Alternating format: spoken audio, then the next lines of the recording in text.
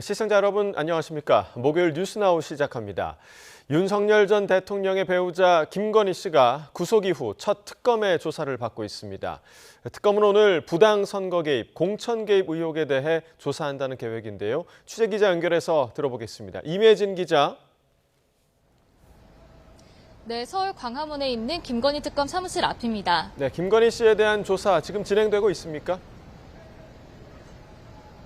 네, 김 씨는 오늘 오전 9시 53분쯤 특검에 도착해 도착 직후인 9시 56분부터 조사를 받고 있습니다. 김 씨는 그젯밤 구속영장 발부로 어제 서울 남부구치소에 정식 입소했는데요. 재구속된 이후 특검 조사를 거부한 윤 전 대통령과는 달리 김 씨는 소환 통보를 받자 출석하겠다는 의사를 밝혔습니다. 김 씨는 오늘 아침 8시 40분쯤 사복을 입고 수갑을 찬 채로 법무부 호송차에 타 특검 사무실로 이동했습니다. 구속된 피의자는 지하 주차장으로 통행해 지난 6일 첫 조사 때와 달리 취재진 앞에 모습을 드러내진 않았습니다. 네, 오늘 조사는 어떤 혐의 위주로 진행될까요? 네, 먼저 구속영장 청구서에 담겼던 3가지 혐의 위주로 진행될 것으로 보이는데요. 도이치모터스 주가 조작, 공천 개입, 또 건진법사 통일교 청탁 의혹입니다. 특검은 언론 공지를 통해 오늘은 선거 개입과 공천 개입 의혹에 대해서 주로 조사하겠다고 밝혔습니다. 나토 순방길에 착용했던 귀금속의 재산신고 누락과 뇌물 의혹을 다시 신문할 가능성도 있는데요. 특검은 20년 전 홍콩에서 구매해 어머니에게 선물한 모조품이라는 김 씨의 주장과 정면으로 배치되는 주요 증거를 확보하고 그제에는 김팔수 서희건설 대표이사를 참고인 신분으로 조사했습니다. 남아있는 의혹이 많은 만큼 특검은 최대 구속기한 20일 동안 김 씨를 몇 차례 더 부르고 기소한 뒤 조사를 이어갈 것으로 보입니다.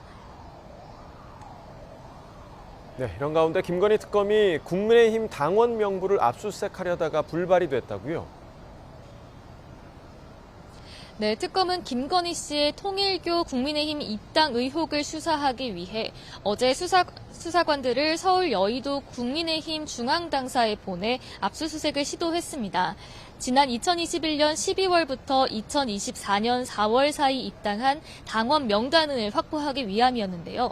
당직자들의 반발로 어제 오전부터 오늘 새벽까지 대치가 이어지다가 결국 특검이 압수수색 영장 집행을 일시 중단한 것으로 전해졌습니다. 특검은 통일교와 건진법사 전성배 씨 측에서 통일교 교인들을 대거 국민의힘 당원으로 가입시켜 당대표 선거에서 권성동 의원을 밀어주려 한 것으로 의심하고 있습니다.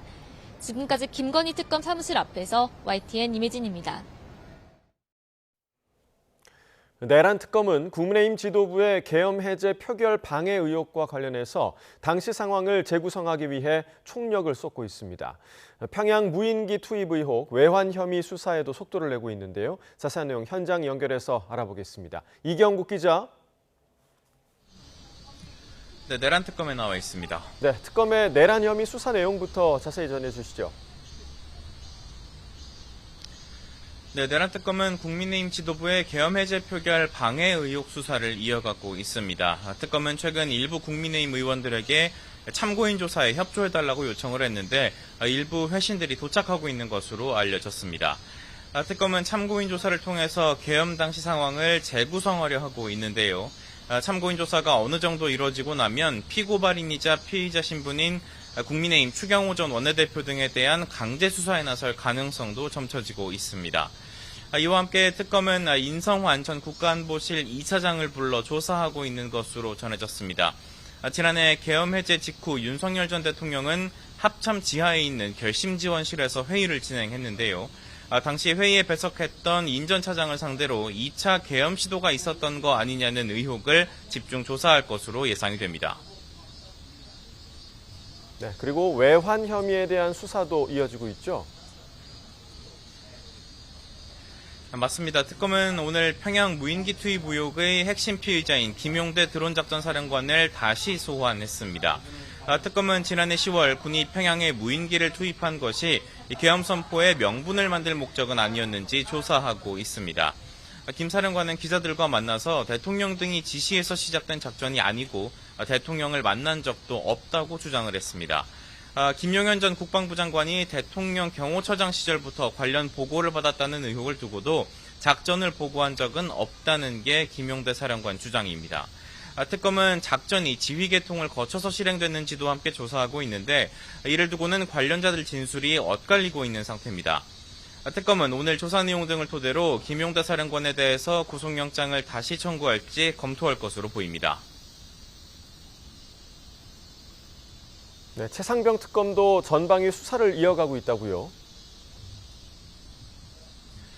맞습니다. 의혹 전반에 대한 수사 이어가고 있는데요. 일단 최상병 특검은 오늘 박행열 전 법무부 인사정보관리단장을 피의자 신분으로 소환했습니다. 이종섭 전 국방부 장관의 호주 대사 임명 과정 그리고 이 과정에서 불거졌던 해외 도피 의혹 등을 조사하기 위해서입니다. 특검은 박 전 단장이 이종섭 전 장관 출국금지 해제 과정에 관여했던 것은 아닌지, 윤 전 대통령의 지시가 있던 건 아닌지 등을 추궁할 것으로 보입니다. 특검은 박정훈 대령 표적 수사 의혹에 대한 조사에도 집중하고 있습니다. 어제 조사를 진행한 김동혁 전 국방부 검찰단장 그리고 군 검사인 연보현 소령에 대해서 조만간 추가 소환 조사를 진행한다는 계획입니다. 지금까지 내란 특검 사무실에서 전해드렸습니다. 김건희 씨의 구속 뒤 첫 소환 조사와 관련해 더불어민주당은 김 씨의 명품 수수 의혹 실체가 점차 드러나고 있다며 특검의 철저한 수사를 촉구했습니다. 반면 국민의힘은 특검의 강제 수사 압박 속에 전당대회 일정을 축소하고 중앙 당사에서 집단 행동에 나섰습니다. 국회 연결해서 들어봅니다. 황보혜경 기자. 네, 국회입니다. 네, 김건희 씨 특검 소환 조사 관련 정치권의 반응부터 전해주시죠. 더불어민주당 박지혜 대변인은 서면 브리핑에서 구속된 김건희 씨의 명품 수수 의혹 실체가 점점 드러나고 있다며 특검의 철저한 조사로 진상을 낱낱이 밝혀달라고 촉구했습니다. 김현정 원내대변인도 YTN과의 통화에서 특검이 살피는 건 주가 조작과 공천 개입 의혹 등 3개로 아직 13개 혐의가 더 남아있다면서 지금이라도 죗값을 치르는 게 국민에 대한 도리라고 강조했습니다. 국민의힘은 지도부 차원에서 김건희 씨 소환 조사와 관련한 언급은 일절 없었습니다. 대신 조국 전 조국혁신당 대표의 사면 문제를 고리로 이재명 대통령 취임식 성격의 국민 임명식 불참을 선언하고 관련 공세를 이어갔습니다. 국민의힘 송원석 비상대책위원장은 오늘 아침 회의에서 이 대통령이 조국과 윤미향 등 파렴치범을 사면하고 셀프 대관식을 여는 상황이 참으로 한심하다고 비판했습니다. 송 위원장은 중앙당사 긴급의원총회에선 다음 사면 대상은 이 대통령의 측근인 김용전 민주연구원 부원장과 정진상 전 민주당 정무조정실장 등이 아니냐며 사면을 빙자한 사법 쿠데타라고 주장했습니다. 이에 대해 친명계 핵심 민주당 김영진 의원은 MBC 라디오 인터뷰에서 임명식 불참 이유로 사면을 든 건 침소봉대고 국민의힘이 여전히 대선 패배를 받아들이지 못하는 것 같다고 지적했습니다. 다만 민주당 정청래 대표가 취임 뒤 보수 정당을 예방하지 않은 게 영향을 미친 것 같다며 정치는 주고받는 거라고 말했습니다.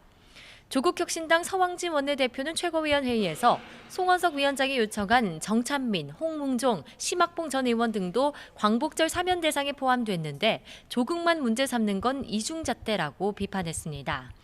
이어 특검 당사 압수수색과 관련해서도 국민의힘은 피해자 코스프레를 하며 물타기를 시도하고 있다고 지적했습니다.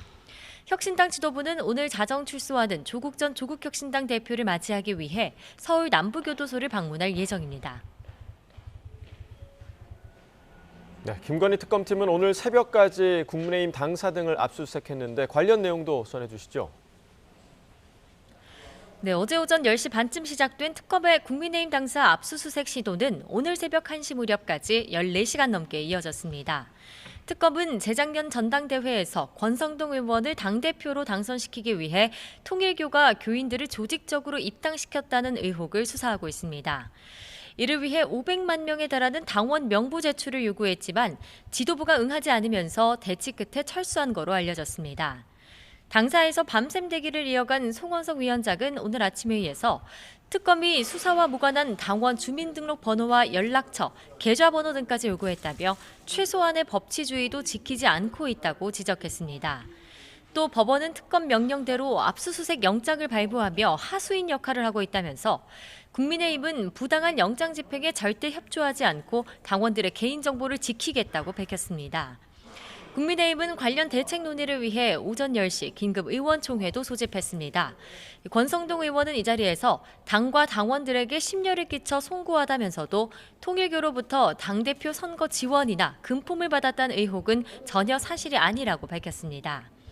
김문수 당대표 후보는 특검을 규탄하며 무기한 당사 농성에 돌입했습니다. 김 후보는 기자회견에서 축제인 전당대회를 틈타 당원 명부를 빼내려는 건 어느 나라에서도 상상할 수 없는 야만적 탄압이라며 3대 특검을 야당을 말살하려는 전위부대라고 맹비난했습니다. 특검 수사 본격화로 당내 찬탄파와 반탄파의 갈등이 격화하는 가운데 당 중앙윤리위원회는 합동연설회에서 배신자를 연호하며 소란을 일으킨 전한길 씨의 징계 문제도 논의하고 있습니다. 국민의힘은 특검의 추가 압수수색을 우려해 수도권 현장 합동연설의 일정도 취소하고 당사에서 온라인으로 진행하기로 했습니다. 박성훈 수석 대변인은 전당대회 일정이 취소되면 야당 말살 시도에 동조하는 것이라 생각한다며 굴하지 않고 꿋꿋하게 일정을 소화할 예정이라고 밝혔습니다. 일부 국민의힘 의원들 사이에선 특검 수사의 칼끝이 자신들을 향하진 않을지 전전긍긍하는 기류도 감지됩니다. 지금까지 국회에서 전해드렸습니다. 이어서 호우 상황 알아봅니다. 지금도 수도권 일부 지역엔 호우특보가 유지되고 있는데요. 서울, 하천은 모두 통제 중입니다. 현장 취재기자 연결합니다. 표정호 기자. 네, 서울 중랑천에 나와 있습니다. 네, 현재 상황 어떻습니까? 네, 빗줄기는 약해졌다가 강해지기를 반복하면서 계속 이어지고 있습니다. 지금은 소강 상태를 보이면서 하천 수위도 낮아진 상태인데요.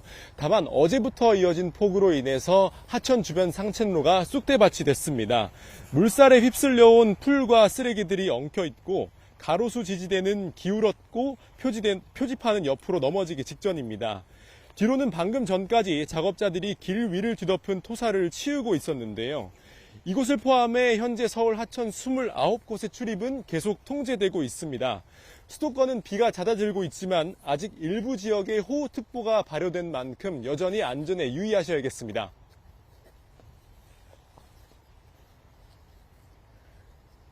네, 수도권 중에 경기 북부 지역에 특히 많은 피해가 있었다고요? 네, 그렇습니다. 경기 북부 지역에는 이미 밤사이에 수많은 비가 내렸었는데요. 특히 파주시에서는 새벽 0시부터 아침 8시까지 160mm 이상의 폭우가 쏟아지며 가장 많은 비가 내렸습니다. 경기 양평은 지난 3시간 동안 50mm 이상의 강한 비가 쏟아졌는데요. 군은 주민들에게 산사태 위험 문자를 보냈습니다. 경기 연천군 임진강 필승교는 수위가 1m 이상 높아져 지역 주민들에게 대피해달라는 문자가 발송됐습니다. 경기 북부소방은 어제 저녁부터 오늘 아침 8시까지 51건의 피해를 접수해 출동했습니다. 도로가 침수되거나 나무가 쓰러지는 등 피해가 잇따랐지만 다친 사람은 없었습니다. 그동안 많은 비가 내린 만큼 각종 안전사고에 유의하셔야겠습니다. 지금까지 서울 중랑천에서 YTN 표정호입니다. 네, 방금 들어온 소식입니다. 서울 잠수교가 보행자 통제 수위에 도달했다는 소식이 들어왔습니다. 오늘 오전 11시 반을 기준으로 해서 보행자 통제 수위를 넘겼다는 소식이 들어왔는데요. 서울 잠수교가 보행자 통제 수위에 도달했다, 이런 소식이 들어왔고 관련 소식이 추가로 들어오면 저희가 다시 한번 전해드리겠습니다. 자, 계속해서 특검 관련 속보도 한 가지 전해드리겠습니다. 특검은 국민의힘에 대한 압수수색이 완강한 거부로 인해서 중단됐다, 이런 소식을 전해왔는데요. 전산 자료 제출을 협조해달라고 했지만 오늘 0시 43분쯤 국민의힘의 중앙당사 압수수색 시도가 중단이 됐다, 이런 소식이 들어왔습니다. 특검은 당원 명부 전체를 요구했다는 사실은 사실이 아니고 최소한의 범위만 요구했고 특정 명단의 당원 가입 여부와 시기를 특정해서 요구했지만 이에 대해서 국민의힘의 완강한 거부로 인해서 오늘 새벽 압수수색이 중단됐다, 이런 소식을 전해왔습니다. 특검은 앞으로 기술적, 효율적 방안과 제출 방식에 대해 협의할 예정이라고 전해왔는데요. 이 소식도 마찬가지로 추가로 관련 소식이 들어오면 저희가 다시 한번 전해드리겠습니다. 네, 어제 새벽부터 많은 비가 쏟아지면서 경기 고양에서는 반지하 주택이 침수됐습니다. 현장에 나가 있는 사회부 취재기자 연결합니다. 오승훈 기자. 네, 저는 지금 경기 고양시 강매동에 나와 있습니다. 예, 현재 그곳 상황 어떻습니까? 네, 저는 지금 침수된 반지하 주택 안에 들어와 있습니다. 보시는 것처럼 현재는 물이 많이 빠진 상황인데요. 이 바닥에는 침수 당시 상황을 보여주듯 온통 흙탕물로 변한 모습을 볼 수 있습니다. 여기 벽지를 살펴보면 이렇게 침수된 흔적이 고스란히 남아있고요. 바닥에는 이렇게 빈통이 나뒹구는 모습도 살펴볼 수 있습니다. 옆으로 들어가 방 안을 살펴보겠습니다. 여기 방 안에는 침수 당시 미처 치우지 못한 빨래도 그대로 널려 있습니다. 이곳에 살던 주민은 순식간에 물이 허벅지까지 들어차서 손 쓸 틈도 없이 집 안을 급하게 빠져나갔다고 전했습니다. 네, 피해가 굉장히 심각해 보이는데 오는 길에도 곳곳에 침수 피해가 있었다고요? 네, 그렇습니다. 제가 오늘 아침 8시부터 경기 고양시 일대를 돌아다니며 침수 피해 상황을 살펴봤습니다. 경기 고양시 내곡동 일대에서는 경의중앙선 철로 아래의 지하차도가 반쯤 잠겨서 차량 통행이 아예 막혀 있기도 했고요. 또 인근에는 어제 내린 집중호우에 침수된 차량이 도로 중간에 그대로 서 있는 모습도 봤습니다. 경찰이 현장에 나와서 교통통제를 하고 있었는데 차 안까지 물이 들어찬 흔적도 보였습니다. 복구까지는 상당한 시간이 걸릴 것으로 보이는데요. 침수 피해를 본 주민들은 막막한 심정을 토로하기도 했습니다. 지금까지 경기 고양시 강매동에서 YTN 오승훈입니다. 네, 전해드린 것처럼 수도권 등 중부 곳곳에 쏟아진 집중호우에 피해가 잇따르고 있습니다. 700여 명을 대피하고 각종 시설물 피해도 잇따르고 있는데요. 취재기자 연결해 알아봅니다. 최기성 기자, 정부가 공식 집계한 비 피해 상황 전해주시죠. 네, 어제부터 중부지방에 쏟아진 많은 비로 한 명이 숨졌습니다. 중앙재난안전대책본부는 오늘 새벽 5시 기준 비 피해 잠정 집계를 발표했습니다. 어제 정오쯤 경기 김포하천에 떠내려간 차량에서 80대 남성 한 명이 숨진 채 발견됐습니다. 당시 김포에서는 1시간 강수량이 100mm가 넘었습니다. 중대부는 집중호우로 인한 피해인지를 조사하고 있다고 밝혔습니다.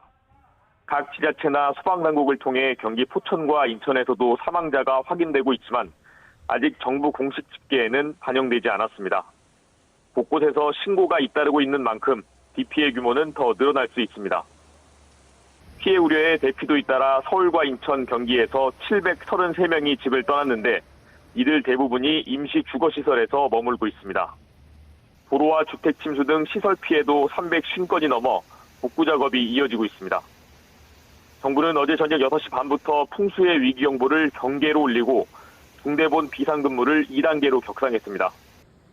중대본은 오늘까지 비가 이어지는 만큼 위험 지역에는 최대한 접근하지 말고 안전한 곳에 머물러 달라고 당부했습니다. 지금까지 전국부에서 전해드렸습니다. 네, 수도권의 강한 비로 경기 북부 지역은 도로 곳곳이 통제됐습니다. YTN은 침수 등 각종 비 피해 제보가 이어지고 있는데요. 취재기자 연결해 알아봅니다. 안동준 기자, 먼저 교통 상황부터 전해주시죠. 네, 밤사이 집중호우로 경기 북부 지역 도로 곳곳이 통제된 상황인데요. 파주 수리홀로 평안동산 입구에서 웅담 1리 앞 도로는 현재 산사태로 양방향 전 차로가 통제되고 있습니다. 이 가평 비룡로 영말교 부근 도로도 침수 위험이 있어 양방향 전 차로가 통제 중입니다. 어제에 이어 오늘도 교외선 의정부역에서 대곡역 사이 전 구간 열차 운행이 중단된 상태입니다. 원래 첫 차부터 운행을 재개할 방침이었지만 계속되는 호우 예보와 시설물 복구 등을 고려했다는 게 호레일 측 설명입니다. 밤사이 많은 비가 내린 만큼 외출하실 때 가급적 대중교통을 이용하시고 수시로 교통 상황도 확인하셔야겠습니다. 네, 비 피해도 이어지고 있죠. 네, YTN에는 각종 침수 피해에 대한 제보가 이어지고 있는데요. 이 영상 보면서 설명해드리면요. 어제 오후 4시 20분쯤 인천 작전동에 있는 오피스텔에서 촬영된 영상입니다. 오피스텔 지하주차장과 연결된 곳에서 흙탕물이 세차게 흘러나오고 있는데요. 이 제보자에 따르면 지하 3층 규모 지하주차장이 모두 물에 잠겼고 오늘도 물을 빼는 작업이 진행 중이라고 합니다. 오피스텔 내부에는 물과 전기가 끊겨 주민들이 불편을 겪고 있습니다. 마찬가지로 인천 작전동에 있는 아파트에서 촬영된 영상인데요. 아파트로 유입된 비가 계단을 타고 지하주차장 쪽으로 세차게 내려가고 있습니다. 이곳 역시 지금도 물을 빼는 작업이 진행 중인데 엘리베이터 역시 침수돼 운행을 멈췄다고 제보자는 전했습니다. 이번에는 오늘 아침 경기 군포시에 있는 지하철 1호선 금정역 상황인데요. 지하철 역사 천장에서 빗물이 쏟아져 승객들이 우산을 쓰고 이동하고 있습니다. 이 제보자는 마치 5리터짜리 물병으로 물을 쏟는 듯한 느낌이었다며 피할 공간이 없어 우산을 쓰지 않으면 지나가기 어려웠다고 설명했습니다. 지금까지 사회부에서 전해드렸습니다. 경기 김포시에서 폭우에 휩쓸렸던 차량 탑승자가 끝내 숨진 채 발견됐습니다. 어제 낮 12시 10분쯤 경기 김포시 고촌읍 대보천에서 사람이 탑승한 차량이 떠내려가고 있다는 행인의 신고가 접수됐습니다.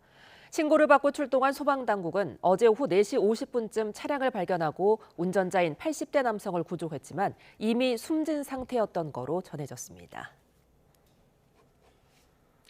경기 북부와 서울에 내리던 비는 잦아졌지만 서해상으로 비구름대가 들어오면서 오늘 오후 경기 남부와 충청권에 다시 강한 비가 내리겠습니다.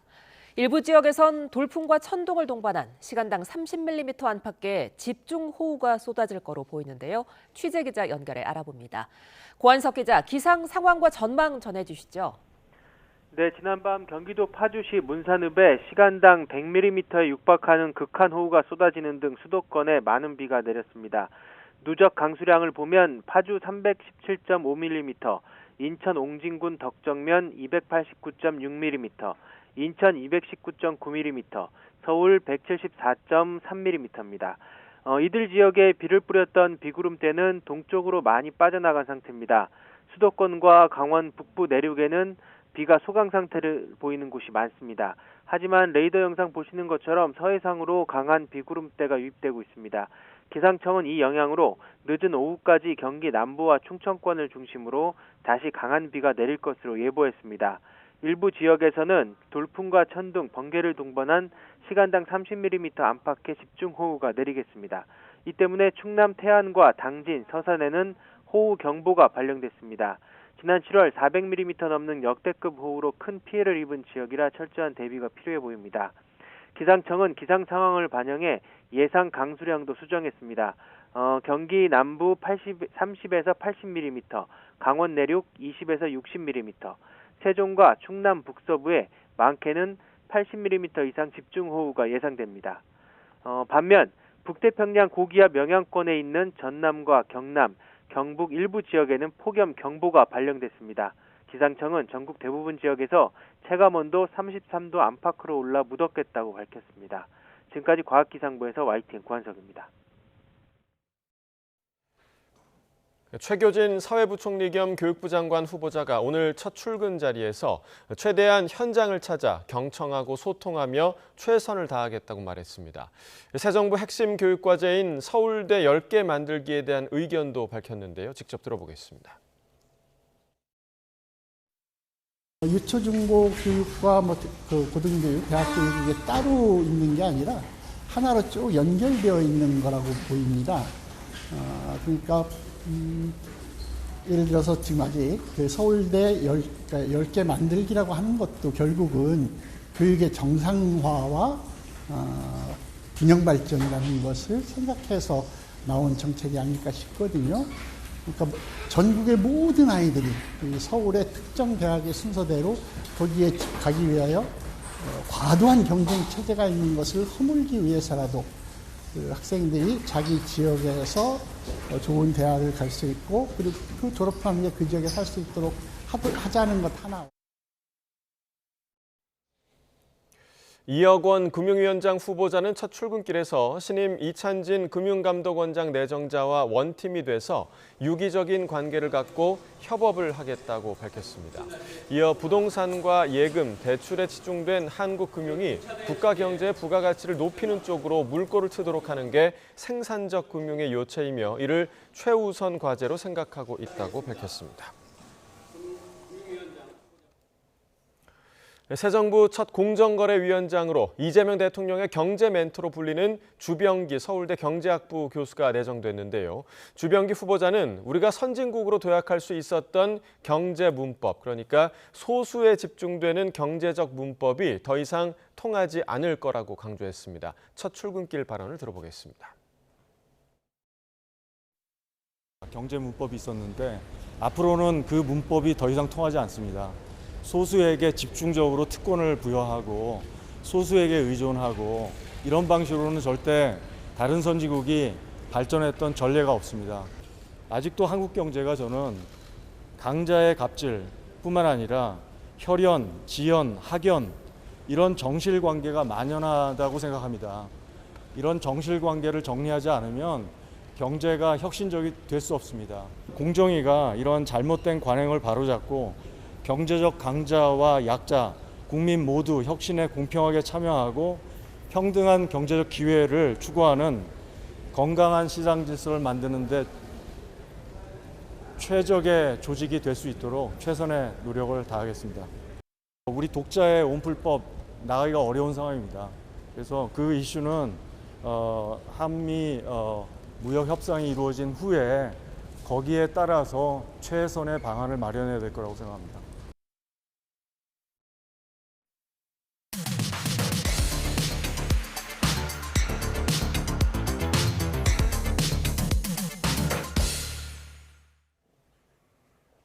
각이 살아있는 정치평론 시사정각 시작합니다. 오늘도 각이서는 두 분을 모셨습니다. 이승훈 전 민주당 전략기획부위원장, 송영훈 전 국민의힘 대변인 나오셨습니다. 어서 오십시오. 안녕하세요. 네. 자, 김건희 씨가 오늘 오전에 구속된 상태로 첫 특검 조사를 받고 있는 상황입니다. 법무부 호송차를 타고 조사를 받으러 들어갔는데 윤 전 대통령에 비해서 상당히 좀 조사에 적극적으로 임하는 모습입니다. 어떤 전략이라고 좀 분석하십니까? 일단 뭐 예상할 수 있는데요. 윤석열 전 대통령 같은 경우는 수사를 받아봐야 실익이 없다라고 보는 거잖아요. 어차피 사형이나 무기, 감형이 되더라도 한 20, 30년 이상의 형을 받기 때문에 수사에 협조하는 것보다는 나중에 특별사면을 노릴 수 있다라고 보는데 김건희 씨 같은 경우는 자신이 열심히 잘 방어하면 최대한 형을 줄이고 그러고 나서 가석방 전략이라든가 또는 보석을 받거나 병보석을 신청할 수도 있기 때문에 겉으로는 최대한 수사에 협조하면서 범죄 사실은 부인하는 방향으로 그 전략을 당연히 세울 것으로 보여지고요. 벌써부터 그러는 거잖아요. 식사를 거절하지는 않지만 지금 속이 안 좋아서 밥을 못 먹고 있다는 거잖아요. 결과적으로 자신의 병세가 좀 나빠지길 바랄 수 있는 거죠. 그래서 가장 빨리 나올 수 있는 건 건강 악화이기 때문에 실제 교도소 들어가면 건강이 악화되길 바라는 사람들도 많아요.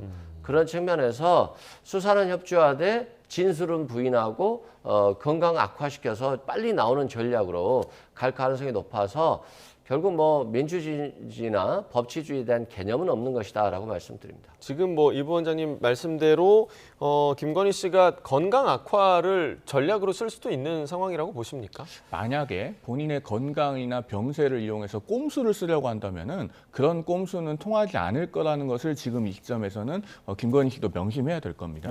구속영장 실질심사 과정에서도 담당 영장 전담판사 앞에서까지 거짓말을 했다가 결국 구속됐잖아요. 그러면은 본인이 생각하고 있는 것들은 남들도 생각할 수 있고 특히나 법관이나 수사기관은 본인보다 훨씬 더 많은 정보를 가지고 있다라는 점을 늘 유념해야 됩니다. 그렇기 때문에 물론 정말로 몸이 아프다면은 우리 법이 보장하는 대로 진료를 받아야 되고 그 인권은 보장되어야 하겠습니다만 혹여라도 구속 상태를 면하기 위해서 본인의 병세를 이용하고자 한다라고 한다면은 그런 시도는 통하지 않을 것이다라는 말씀을 드립니다. 네, 꼼수는 통하지 않을 거다라고 얘기를 해주셨고 오늘 조사에서 어떤 내용이 다뤄질 것인가 이 부분을 보자면 사실상 지금 구속의 결정적인 역할을 했던 게 그 서희건설에서 자수서를 내면서 아주 결정적인 그런 역할을 했다라고 전해지고 있고 저희가 사실 평소에 잘 알지도 못했던 다양한 그런 명품 브랜드를 지금 뭐 타이에 의해서 지금 공부를 하고 있는 그런 상황이 되기도 했는데 서희건설 같은 경우는 저희가 목걸이만 생각을 했었는데 목걸이뿐만 아니라 다른 장신구도 있었더라고요. 그렇죠. 서희건설에서 6천만 원짜리 목걸이만 준 줄 알았더니 뭐 3천만 원짜리 브로치 그리고 2천만 원짜리 귀걸이를 또 추가적으로 줬다는 겁니다. 그만큼 굉장히 전직 대통령의 부인으로서 격이 굉장히 떨어지죠. 이런 선물들을 너무 사심없이 받았다라고 하는 것은 그 전에도 윤석열 전 대통령이 검찰총장 시절이나 이런 시절 때도 너무 쉽게 받았다라고 하는 느낌이 들어요. 또한 지금 목걸이만 받고 아무런 대가적인 행위를 주지 않았느냐라고 봤을 때 서희건설의 사유가 국무총리 비서실장이 된 거잖아요. 그리고 한덕수 전 총리가 이건 대통령실에서 보낸 인사다라고 발언까지 했기 때문에 결국 김건희 씨가 윤석열 전 대통령에 부탁을 해서 내가 이러한 명품을 받았기 때문에 그 사위를 비서실장으로 앉혀주세요라고 부탁을 했을 가능성이 매우 높죠. 예. 이건 또 알선 수재가 되는 것이고요. 그래서 먹거리를 받은 부분 등은 이미 준 사람이 다 인정했고 실물까지 나왔기 때문에 김건희 씨가 부인한다 할지라도 유죄 입증에 전혀 문제가 없을 것 같습니다. 다만 이게 이제 대가성이 있느냐의 문제인데 그 부분과 관련해서 오늘 특검이 수사를 할 것 같고요. 예. 아마도 서희건설에서 왜 이렇게 자백을 했느냐. 전방위적으로 특검에서 압박을 하고 있고 또 사위가 검사, 판사, 검사 세 분이 다 법조인이에요. 그래서 이 부분은 빠져나갈 수 없다라고 판단을 해서 자백하는 것이 서희건설 이 회장이 구속되지 않는 방법이다라고 판단을 한 것으로 보여집니다. 그러니까 최소한의 피해를 입을 수 있는 그런 전략을 짠 것이다. 네. 사실 지금 조금씩 계속 드러나고 있습니다. 그러니까 뭔가 이게 끝날 것 같다 싶으면 새로운 게 또 나오고 있고 그런 지금 양상이 계속되고 있는데 뭔가 또 다른 행위들에 대한 부분에도 좀 주목을 해야 될 것 같아요. 새로운 게 또 튀어나올 만한 가능성에 대해서 어떻게 보십니까? 그럴 개연성이 충분히 있어요. 그 1,000만 관객이 본 영화를 여러 번 만든 최동훈 감독이 그 영화 감독으로서의 데뷔작이 범죄의 재구성이라고 하는 영화입니다. 예. 2004년에 개봉을 했는데 그 영화에 보면은 영화배우 천호진 씨가 경찰서 수사반장으로 나오고 염정아 씨가 사기 전과가 있는 여주인공으로 나와요. 천호진 수사반장이 그 염정아 씨를 앉혀놓고 이런 말을 하는 대사가 있습니다. 사기 전과가 2번이면은 사기를 20번도 넘게 쳤다는 이야기다. 그게 수사기관이 보는 시각을 대변해주는 말이라고 할 수 있어요. 왜냐하면 최동훈 감독이 그 영화 시나리오를 쓸 때 상당히 많은 취재를 썼다고 알려져 있거든요. 제가 이 말을 왜 소개해드리냐면 지금 김건희 씨에 대해서도 뭐 반클리펜 아펠 목걸이, 그다음에 다른 팔찌, 뭐 그라프 목걸이, 그다음에 그 콘스탄틴 시계 등등해서 끝도 없이 고가의 보석류 이야기가 나오고 있습니다. 그러면은 알려진 것이 한 2번이라고 했을 때 실제로 받은 것이 그 2번만 있었겠는가라고 하는 시각을 충분히 특검은 가질 수 있고 그 여죄에 대해서도 적극적인 인지수사에 나설 것으로 보입니다. 예, 지금 조금 전에 말씀해주신 그 시계, 콘스탄틴 시계로 불리는 스위스 명품 시계와 관련해서 오늘 이 시계를 구매해서 김건희 씨가 건넸다라고 주장한 그 로봇계 사업가가 그 경위에 대해서 인터뷰를 통해 자세히 설명을 했는데 그 내용 잠깐 듣고 오겠습니다. 명품 같은 걸 좋아하는 스타일이었습니까? 아주 싫어하는 사람이에요. 왜 저렇게 됐는지 전 모르겠어요. 그런 면에서 내가 또 김건희를 좋아했고요. 그리고 명품의 이름도 잘 몰랐어요. 해외 순방 다니고 애프터 파티 가고 이러면서부터 눈을 떴다 그 말씀이에요? 나한테 조언을 요구했어요. 조언을 좀 사달라 그랬다니까요. 돈 많은데 그럼 하나 사라. 공짜로 주세요가 아니고 구매해 주세요라는. 그렇죠. 그럼 돈을 언제 준다는 얘기까지 정확하게 했죠. 송금네요. 그런데 김 여사한테 얼마 받으셨어요? 500 받았습니다. 3,500만 원짜리 시계인데 500만 원밖에 안 줬습니까? 네. 계약금. 계약금으로 주더라고요. 그 영분이 그러더라고요. 아예 나중에 계산할 테니까 일단 가져가세요 그러더라고요. 나머지 돈 이때 드릴게요 그랬어요. 김건희 씨는 그거 시계 전체 다 자기 돈으로 샀다고 지금 해명하고 있다고 하거든요. 그건 아니야. 나쁜 사람이죠 그러면. 어머님이 그때 감옥에 있었어요. 근데 엄마가 돈이 많은데 감옥에 있으니까 감옥 나온 다음에 준다고 그랬어요. 500 주면서 나머지 3,000은 최은순 씨, 우리 엄마 감옥에서 나오면 주겠다. 그때 엄마 돈 많으니까 이걸 내가 창작하겠어요? 그렇게 된 거군요. 그런데 감옥에서 나와서도 안 줬다는 얘기군요. 그렇죠. 자, 로봇계 사업가 서모 씨, 요즘 그 언론 인터뷰를 상당히 좀 많이 하고 있는 그런 상황이고 오늘 저도 이제 이 인터뷰 내용을 쭉 계속해서 좀 들었는데 결국에는 이제 김건희 씨가 처음에는 명품에 관심이 없었다가 해외 순방을 다니다가 뭔가 자신이 좀 초라해 보일까 봐 이런 부분에 좀 관심을 가졌다 이렇게 얘기를 하더라고요. 뭐 저 말이 진실일 수도 있지만 저 진술에 대해서 저는 좀 믿지 않아요. 이건 철저히 계산된 허위 진술일 가능성이 매우 높습니다. 왜 그러냐면 자신은 돈 받고 시계 사준 사람이잖아요. 그러면 법적으로 처벌이 안 되는 거잖아요. 그리고 그 시계를 그냥 공짜로 사준 게 아니라 로봇계 사업과 관련한 대가성 있는 뇌물을 준 게 아니라 단지 사달라고 해서 돈 받고 사줬는데 돈을 못 받았다. 그럼 이건 민사적인 채권 채무 관계잖아요. 예. 그리고 그 장모가 와서 준다고 했는데 주지 않았기 때문에 3천만 원만 받으면 되는 것이지 로봇계 사업과 관련해서 대가성으로 준 돈이 아니다. 그러면 김건희 씨 입장에서도 보면 3천만 원만 돌려주면 되는 거잖아요. 예.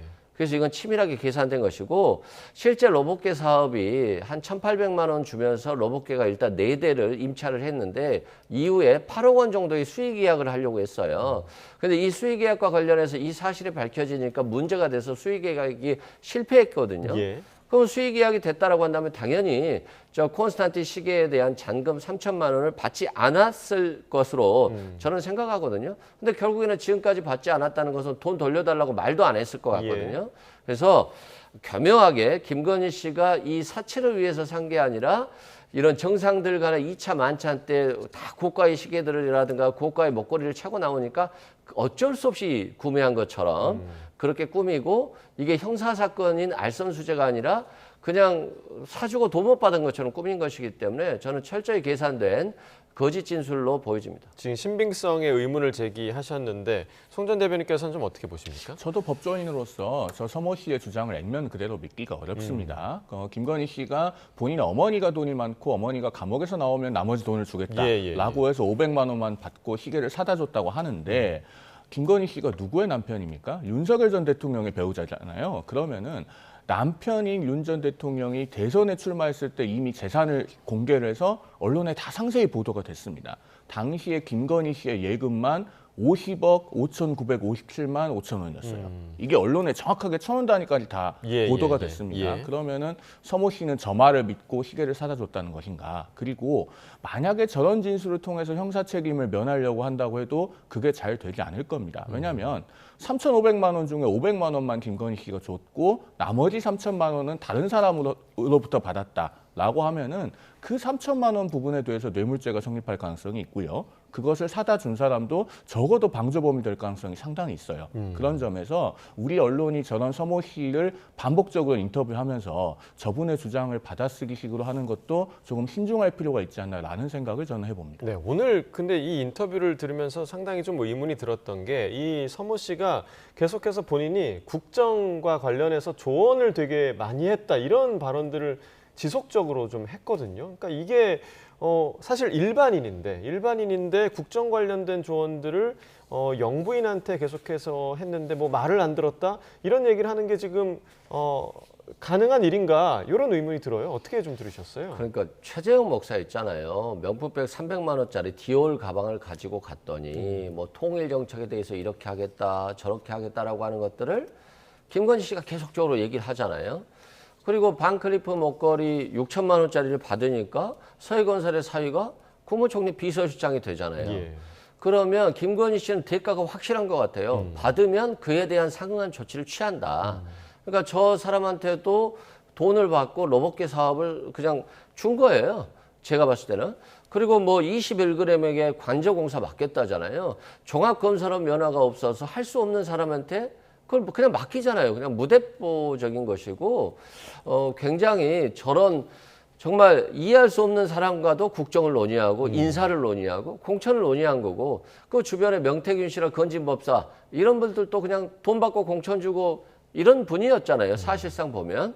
그런 측면에서 국정이 김건희 씨에 의해서 굉장히 놀아났다. 그리고 V 제로다라고 했는데 그게 현실적으로 좀 퍼즐이 맞춰가고 있기 때문에 그나마 3년 만에 윤석열 정권이 막을 내렸다는 점에서 정말 다행이다라고 하는 생각이 듭니다. 지금 계속해서 김건희 씨의 국정 개입과 관련한 정황이 지금 계속 나오고 있는 그런 상황이고 얼마 전에 명태균 씨의 입에서도 뭐 인사권과 관련해서 뭐 5대5 얘기도 나왔었고요. 그러니까 이런 일련의 상황들 좀 어떻게 바라보고 계십니까? 의심스러운 정황이 여러 가지 있는 것만은 분명해 보입니다. 그 이틀 전에 귀국한 이른바 집사라고 불리는 김혜성 씨 인터뷰에서 뭐라고 이야기를 했냐면은 공직기강 비서관실에서 조사가 나올 것이니 조사 잘 받으라. 라고 하는 이야기를 김건희 씨가 대통령 배우자 시절에 본인한테 해줬다고 하지 않았습니까? 그래서 실제로 가서 조사를 받고 왔다. 자, 그러면은요, 공직기강 비서관실은 누군가가 조사할 필요성이 있어서 조사를 해야 될 때 그걸 대통령 배우자에게 보고하거나 미리 알려주면 안 되는 겁니다. 밀행성이 좀 있어야 되잖아요. 그렇습니다. 그러니까 그 밀행성을 깨뜨려가면서까지 보고하거나 알려준 것이 아닌가 하는 의심이 들고, 그다음에 국무총리 비서실장 관련해서도 박성근 전 검사 관련된 청탁을 받은 본인은 김건희 씨인데 임명은 윤석열 전 대통령이 추천해서 한덕수 전 총리가 임명을 했다는 것 아닙니까? 그런 점에서도 과연 그러면은 국정에 얼마나 많이 입김을 불어넣은 것인가라는 부분에 대해서는 의문이 가지 않을 수가 없어요. 이런 부분은 사실 국민의힘 입장에서는 언급하는 것 자체가 대단히 뼈아픈 일입니다. 그럼에도 불구하고 짚을 것은 짚고 도려낼 것은 도려내고 가야 됩니다. 그렇지 않으면은 국민들께서 국민의힘이 정말로 변화하고 쇄신한다는 생각을 전혀 하지 않으실 겁니다. 이런 그 주장들이 계속 나오다 보니까 지금 민주당에서는 이런 얘기까지 나왔더라고요. 그러니까 김건희 씨가 대통령이 되려고 했다. 민주당 김용민 의원이 한 이야기인데, 그러니까 지난 내란의 중요한 목표가 김건희 씨를 대통령으로 만드는 데 있었다. 이런 얘기거든요. 이 주장 어떻게 좀 들으셨어요? 사실상 맞는 말이죠. 가능성이 있다. 가능성이 있죠. 그러니까 김건희 씨가 진짜 대통령 못 된다 할지라도 윤석열 전 대통령이 독재를 통해서 내란을 통해서 계속해서 장기 집권한다라고 한다면 사실상 김건희 씨와 5대5 공동정부라는 얘기가 있었는데 그게 이제 현실화되는 것이죠. 그런 측면에서 뭐 저런 지적은 당연한 것 같고요. 우리가 왜 공동정부고 V0라고 하냐면 김건희 씨 도이치모터스 사건이 있잖아요. 한동훈 전 비대위원장이 국민 눈높이에 맞춰야 된다라고 하면서 수사를 촉구했더니 그냥 비대위원장에서 그냥 날아가는 상황이 발생했고, 또 이원석 검찰총장도 국민들의 눈높이에 맞춰야 된다면서 수사는 받아야 된다, 소환해야 된다는 취지로 얘기를 했더니 이원석 검찰총장 패싱하고 중앙지검장이 그냥 수사하고 보내버렸잖아요. 그래서 무혐의 처분을 했다는 측면이고, 송경호 중앙지검장도 무혐의 처분을 하지 않고 있으니까 그냥 부산공허음으로 보내버렸다. 이게 이제 제 추정입니다만 사실로 받아들이고 있거든요. 그만큼 아니 국가의 가장 중요한 수사기관인 검찰총장과 전 법무장관과 중앙지검장이 김건희 씨 하나 때문에 그냥 자리 이동하는 거잖아요. 그건 뭐 국정이 김건희에 의해서 운영됐다라고 봐도 되는 것이고, 윤석열 전 대통령은 김건희 씨의 국정 운영을 위해서 잘 보좌한 사람처럼 지금 되고 있는 것이기 때문에 정말 황당한 정권이었다라고 봅니다. 자, 국민으로서는 참 사실 믿기 힘든 혹은 믿고 싶지 않은 그런 주장과 또 정황들이 나오고 있는 그런 상황인데, 수사 결과를 저희가 좀 계속해서 주목해봐야 할 것 같고, 어제 특검은 국민의힘 당사를 또 압수수색하기도 했습니다. 특검이 요구한 자료를 두고 국민의힘이 강하게 반발하기도 했는데요. 민주당 반응까지 같이 들어보겠습니다. 지금 특검이 요구하는 정보는 다음과 같습니다. 이름, 주민등록번호, 주소, 연락처, 가입 일시, 당원 유형 정보, 과거 당원 탈퇴 여부, 탈당했었다면 탈퇴 일시, 당비 납부 현황, 그리고 당원별 당비 납입 계좌번호까지 요구하고 있습니다. 계좌번호가 왜 필요한지 국민들은 이해할 수가 없습니다. 500만 명이면 국민의 10분의 1입니다. 국민 10%의 핵심적인 정보를 계좌번호까지 포함해서 온갖 개인정보를 다 가져가겠다는 것은 전 국민을 검열하겠다는 취지로밖에 해석되지 않습니다. 그것은 민주당이 수없이 당했던 일입니다. 이번 사안은 이재명 정부나 이재명 정부의 검찰이 하는 일이 아니고 독립된 특별검사가 하는 일입니다. 민주기 특검이 또는 내란 특검 모두가 다 어떤 법조계에서 꼬장꼬장하고 정부 말도 잘 안 들었던, 내부 말도 잘 안 들었던 인물로 평가받고 있지 않습니까? 그런데 특검 지휘에서 일하는 것은 더 독립성이 강할 수밖에 없는데 그것을 정권 탓으로 돌리는 것은 물타기 전법에 불과하다고 봅니다. 자, 특검의 국민의힘 압수수색이 국민의힘의 완강한 거부로 결국 중단이 됐습니다. 조금 전에 저희가 전해드렸던 그 속보에서 특검이 당원 명부 전체를 요구한 게 사실이 아니다. 최소한의 범위만 요구를 했다라는 입장을 밝혔는데 지금 송원석 비대위원장의 주장과는 또 전혀 다른 내용의 특검의 발표가 있었거든요. 어제 국민의힘 곽규택 법률자문위원장도 다르게 얘기하셨기 때문에 그러니까 500만 당원 명부를 보려고 한다라는 취지의 언급이 있었거든요. 그렇기 때문에 특검의 주장이 정확히 맞는지 한 번 더 확인을 해봐야 될 것 같습니다. 다만 좀 덧붙여서 말씀을 드리면은 설령 당원 명부를 선별적으로 확인한다고 하더라도 그것이 특정 종교 단체로부터 들어온 사람들인지는 확인이 불가능할 겁니다. 그러니까 종교를 기재하진 않잖아요. 그렇습니다. 그죠? 입당 원서에 종교를 기재하는 란이 없는 것으로 알고 있고 그리고 특이사항에 뭔가를 적을 수 있다고 하더라도 만약에 특정 종교로부터 조직적으로 입당하는 사람들이라면 그런 것을 거기에 남기겠습니까? 그리고 더더군다나 혹여 명단을 대조했을 때 겹치는 사람들이 있다고 하더라도 그분들이 자발적으로 입당을 했다고 하면은 그것이 범죄 행위가 되진 않습니다. 우리 정당법상 강제 입당을 시키는 경우나 이중당적인 경우만 정당법 위반이 돼요. 그리고 입당을 하면은 어떤 대가를 제공했을 때 그것은 공직선거법 위반, 정치자금법 위반이 됩니다. 그 외에는 범죄가 되지 않아요. 물론 정치적으로는 대단히 부적절한 행위이기 때문에 특정 종교단체로부터 대량적인 입당이 있다면은 그것은 특히나 부정한 목적이 있을 가능성이 높기 때문에 정치적으로는 끊어내야 될 행위인 것은 맞습니다. 그러나 당원 명부 전체를 들여다보고자 한다면은 그것은 과잉한 압수수색이다라는 말씀을 드리지 않을 수가 없습니다. 지금 말씀해 주신 것처럼 무리한 압수수색, 그 특검에 대한 비판의 시선도 있거든요. 이 부분에 대해서는 좀 어떻게 보세요? 일단 저는 특검의 의도를 보면 통일교 측으로부터 통일교 측이 입당시킨 명단을 받았을 가능성이 높아 보여요. 그리고 그 명단들이 국민의힘의 어떤 당원 명부에 남아있는지를 확인하려고 한 것 같고 통일교가 굉장히 자발적으로 입당시켰다 죄가 안 됩니다. 그런데 여기서 보면 탈퇴 일시하고 당비 납부 현황 계좌번호를 특검이 확인하려고 하는 거잖아요. 당비를 대납하는 것은 정당법 위반이거든요. 그래서 통일교 측에서 당원들을 가입시키면서 그 당비를 대신 내줬을 걸 보는 것 같아요. 통일교 측에서요? 네.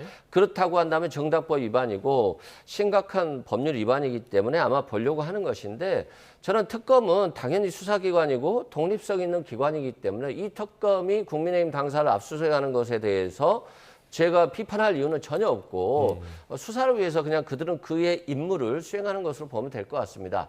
다만 과거 윤석열 정부에서 민주당에 대한 압수수색을 엄청 많이 했죠. 그리고 민주당이 이를 막으니까 불법을 방조하는 것이다, 동조하는 것이다 하면서 엄청나게 비판을 했어요.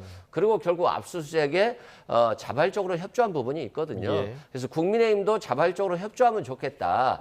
다만 정당은 항상 민주적 절차를 거쳐야 되고 민주적이어야 되기 때문에 정당에 대한 압수수색은 조심해야 되고 자제해야 되고 향후 국민의힘에 대해서도 압수수색이 너무 쉽게 당원 명부에 대해서 압수수색이 된다라고 한다면 또 이게 민주당으로 오게 돼 있어요. 언젠가는. 그렇기 때문에 당원 명부는 상당히 비밀성을 요하는 것이기 때문에 특검도 좀 신중을 기할 필요가 있다라고 말씀드립니다. 저도 좀 짧게 덧붙이면 앞서 박균택 의원의 인터뷰 영상을 보셨는데 민주당이 수없이 당했던 일이라고 하잖아요. 그런데 민주당이 언제 그 당원 명부 전체에 대해서 그렇게 압수수색을 당했습니까? 그런 적은 없거든요. 2023년 말 중앙선관위 통계에 의하면은 민주당의 전체 당원 수가 512만 9천 명입니다. 그 500만 당원 명부를 다 들여다보겠다고 하는 압수수색 영장이 나오면은 그것이 사실 비상식적인 일이에요. 더더군다나 지금 특검은 누가 추천했습니까? 민주당이 추천해서 이재명 대통령이 임명한 특검입니다. 그 특검에 의해서 야당의 전체 당원 명부를 들여다보고자 한다. 그것이 과연 사리에 맞는 일인가? 국민들께서도 지금 이 순간 판단하고 계실 거라고 봅니다. 네, 지금 그 국민의힘이 상당히 좀 어수선한 상황입니다.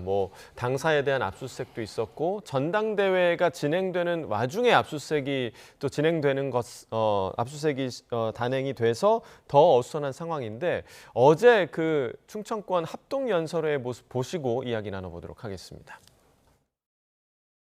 오늘은 특검에서 자랑스러운 우리 국민의힘 중앙당사를 압수수색하고 있습니다. 이는 우리 국민의힘 전당대회에 폭탄을 던지는 테러 만행 아닙니까, 여러분? 용서할 수 있습니까? 지금 여러분이 손가락질하는 전한길 선생, 그 겨울 우리 당을 지키자고 했던 사람들입니다. 이제 나가라 나가라 외치는 것, 그게 부끄러운 겁니다. 여러분, 대통령을 지키자고 했던 장동혁을 향해서 배신자라 부르는 것, 그게 부끄러운 겁니다. 계엄을 옹호하면서 어떻게 다수 국민의 신뢰를 얻을 수 있겠습니까? 보수 정당의 핵심 가치인 법치주의와 헌법 정신을 무시하고도 대한민국 제1보수정당의 국민의힘 당대표 자격이 있다고 생각하십니까? 그렇습니다. 배신자는 바로 국민의힘을 거의 괴물 수준으로 만들고 집권 여당의 직위를 야당으로 전락시킨 윤석열 부부가 배신자입니다, 여러분. 자, 네 후보의 어제 연설을 보셨는데 지금 누구보다 장동혁 후보가 지금 눈길이 가지 않을 수 없습니다. 저런 걸 우리가 사자후라고 부르나요? 그러니까 어제 상당히 격앙된 모습을 많이 보여줬는데 그 이유가 좀 어디에 있을까 좀 궁금하거든요. 일단은 저분이 원래 판사 출신으로 알고 있고 상당히 중도 보수의 합리적 사람이라고 알고 있었는데 왜 저렇게 구구처럼 보여졌는지 변해가는지 알 수 없고요. 실제 요즘 정당 정치가 극우가 되지 않으면 국민의힘에서 살아남기 힘든 또 당선되기 어려운 상황인 것 같아요. 그래서 더 극우적인 발언을 하고 전한길 씨 같은 경우는 사실상 내란 선전선동하고 윤석열 전 대통령과 손잡고 다니신 분이잖아요. 그런다고 보면 어떻게 보면 조경태 의원의 말처럼 괴물인 것인데 거기에 가깝게 가면서 그 사람이 정상적이고 굉장히 당을 위해서 당을 지킨 사람인 것처럼 하면 지금 국민의힘의 전 윤석열 대통령은 탄핵돼서 구속돼 있고 그 부인도 구속돼 있고 국민의힘은 정권 잃고 소수 정당으로 전락해 있는데 이게 지금 국민의힘이 몰락해가는 과정이잖아요. 근데 그것이 마치 배신자들에 의해서 몰락한 것처럼 그래서 윤석열 전 대통령을 지키자고 하면 정말 정당이 답이 없는 거거든요. 근데 그런 분이 정당의 대표자가 되게 하는 것이고 저분은 아마 전략은 내가 김문수 후보보다 더 극우가 돼서 더 극우들을 끌어들여서 당대표가 되고자 하는 것인데 만약에 정말 당대표가 저분이 된다라고 한다면 국민의힘은 좀 이상한 정당으로 가지 않을까 우려가 됩니다. 사실 그 내 후보에 대한 여론조사에서 김문수 후보가 1위를 달리고 있다는 소식이 전해지기도 했었는데 최근에는 친윤 조직이 장동혁 후보를 밀고 있다 이런 얘기도 좀 들리더라고요. 그런지 아닌지 제가 정확히 알기는 어렵습니다만 만약에 그렇다고 한다면은 모든 정치 행위에는 작용과 반작용이 있기 마련이기 때문에 친윤 조직의 장동혁 후보의 지원이 있을 경우에는 그 반대편에서 이른바 개혁쇄신파라고 불리는 후보들의 지지층도 상당히 많이 결집할 걸로 보입니다. 지금 그 구주류가 장동혁 후보를 지원한다면은 그것은 한마디로 말하면은 국민의힘이 더 이상 변화하지 않겠다. 그리고 윤 어게인의 흐름을 계속 쫓아 나가겠다. 다시 말해서 우리끼리 이대로 하겠다는 이야기가 됩니다. 그런데 지금 이제 국민의힘의 개혁쇄신파를 응원하는 분들은 도대체 우리 당이 이래서는 부끄러워서 고개를 들 수가 없다라고 생각을 하시는 분들이거든요. 그러니까 못 살겠다 갈아보자. 라고 하는 움직임이 대단히 강화될 수도 있습니다. 모든 정치 행위에는 작용과 반작용이 있기 때문에 이 추이는 어느 한쪽 방향으로만 흘러간다고 반드시 예단하기는 어렵다고 보여집니다. 네, 그리고 이제 전당대회에서 논란의 중심에 있었던 전한길 씨에 대한 징계를 위한 국민의힘 윤리위 회의가 열렸는데 전 씨가 이 자리에 직접 출석했습니다. 전 씨의 목소리를 듣고 이야기 나눠보겠습니다. 소라는 언론에 쌍 알려진 것처럼 전한길이가 일으킨 게 아니고 그 최고위원으로 나왔던 후보가 먼저 전한길을 공격했고 저격했기 때문에 저는 정당하게 평당원으로 한 사람으로서 이것은 아니지 않는가 해서 제가 그 배신자 이렇게 해서 칭호를 했죠. 그 후보에 대해서. 그리고 이거는 제가 오히려 피해자인데 가해자로 잘못 알려진 것에 대해서 자, 오히려 본인이 피해자다라고 주장을 하고 있는 거고 여기서 가해자는 김근식 최고위원 후보를 얘기하는 것 같거든요. 어떻게 좀 들으셨어요? 그렇죠. 뭐 김건식 후보가 전환길 같은 사람이 있으면 우리 국민의힘이 망한다는 취지의 어떤 공격적인 발언을 했죠. 예. 그러니까 본인이 저기에서 뭐 배신자를 연호하면서 선동을 했었는데요. 저는 좀 저분이 왜 저러고 있는지 모르겠어요. 국가를 위해서도 도움이 안 되는 것 같고 국민의힘에서도 도움이 안 되는데 그러면 왜 저러고 있느냐. 자신의 뭐 유튜브 수입 등 상업적 목적을 위해서 저러는지는 모르겠는데 최소한 역사를 가르쳤던 역사학자라고 한다면 대한민국이 어디로 가야 될지를 충분히 알 것 같고 대한민국의 양대 정당 축이 민주당과 국민의힘이었었는데 한 축을 저분이 완전히 무너뜨리는 거거든요. 그런데 그 정당이 무너지고 있는데 이걸 제어할 수가 없는 거예요. 저는 자신이 평당원이라고 하는 사람조차도 뭐 제명을 한다거나 출당조차도 못한 채 저 사람한테 끌려가고 있기 때문에 저는 전환길 씨가 출당이나 제명 조치를 못한다라고 한다면 결국 국민들에 의해서 국민의힘이 출당되지 않을까 저는 생각되고 이 상태가 지속되면 아마도 홍준표 전 대구시장이 이끄는 제3의 정당이 탄생할 수도 있겠다 이런 생각이 듭니다. 예, 지금 윤리위의 결과를 저희가 좀 기다리고 있습니다만 만약에 이제 전당대회 끝나고 반탄파의 후보가 당대표가 된다면 전환길 씨에 대한 징계가 제대로 이루어질 수 있을까? 이런 의문도 좀 들어요. 그렇게 흐지부지 된다면은 점점 더 국민의힘은 민심 속에서 고립되고 갈 길을 잃게 될 겁니다. 그런 부분에 대한 우려를 지울 수가 없어요. 그리고 전환길 씨에 대한 징계 문제는 과거 10년 전 국민의힘이 새누리당 때 모습과 비교해봐도 대단히 그 절차가 더디고 어떻게 보면 퇴보했다라는 부분을 지적하지 않을 수가 없습니다. 예. 과거에 그 김만복 전 국정원장, 노무현 정부의 마지막 국정원장이었고 그래서 그 김정일과의 정상회담을 성사시킨 인물 아닙니까? 그 김만복 전 국정원장이 새누리당에 팩스 입당했을 때 그것을 중앙당이 인지한 것이 2015년 12월 5일입니다. 그런데 정확히 5일 만에 그해 11월 10일에 새누리당 서울시당 윤리위가 김만복 전 원장에 대해서 탈당 권고 결정을 내려요. 김 전 원장이 재심 청구를 했는데 중앙당 윤리위원회가 그것을 기각한 것이 같은 달 20일입니다. 그러니까 중앙당이 인지하고 보름 만에 모든 절차가 끝났습니다. 예. 그런데 지금 전환길 씨에 대해서는 6월 9일에 입당을 하고 입당이 알려진 것이 7월 17일이에요. 오늘로써 정확히 4주 지났습니다. 예. 그런데 아직까지 결론을 내리지 못하고 있다. 저는 이런 부분들도 국민들께서 굉장히 국민의힘의 변화 의지에 대한 의문을 갖게 하는 요소라고 생각을 하기 때문에 하루빨리 단호한 결정이 내려지고 그것이 집행되어야 된다라는 말씀을 드립니다. 네, 일단은 오늘 윤리위의 결정을 좀 지켜봐야 될 것 같고요. 자, 마지막으로 내일 진행되는 광복절 국민 임명식과 관련해서 야권을 비롯한 보수 진영 참석하지 않는 반쪽 행사가 될 가능성이 높아졌는데요. 관련 내용 들어보겠습니다. 이재명 대통령과 더불어민주당은 명비여천가의 노랫소리가 높을수록 국민의 원망과 분노도 커진다는 사실을 명심해야 합니다. 춘향전에 나오는 구절입니다. 가성고처 원성고, 글자 그대로입니다. 노랫소리가 높을 때일수록 국민들의 원성도 높아진다는 뜻입니다.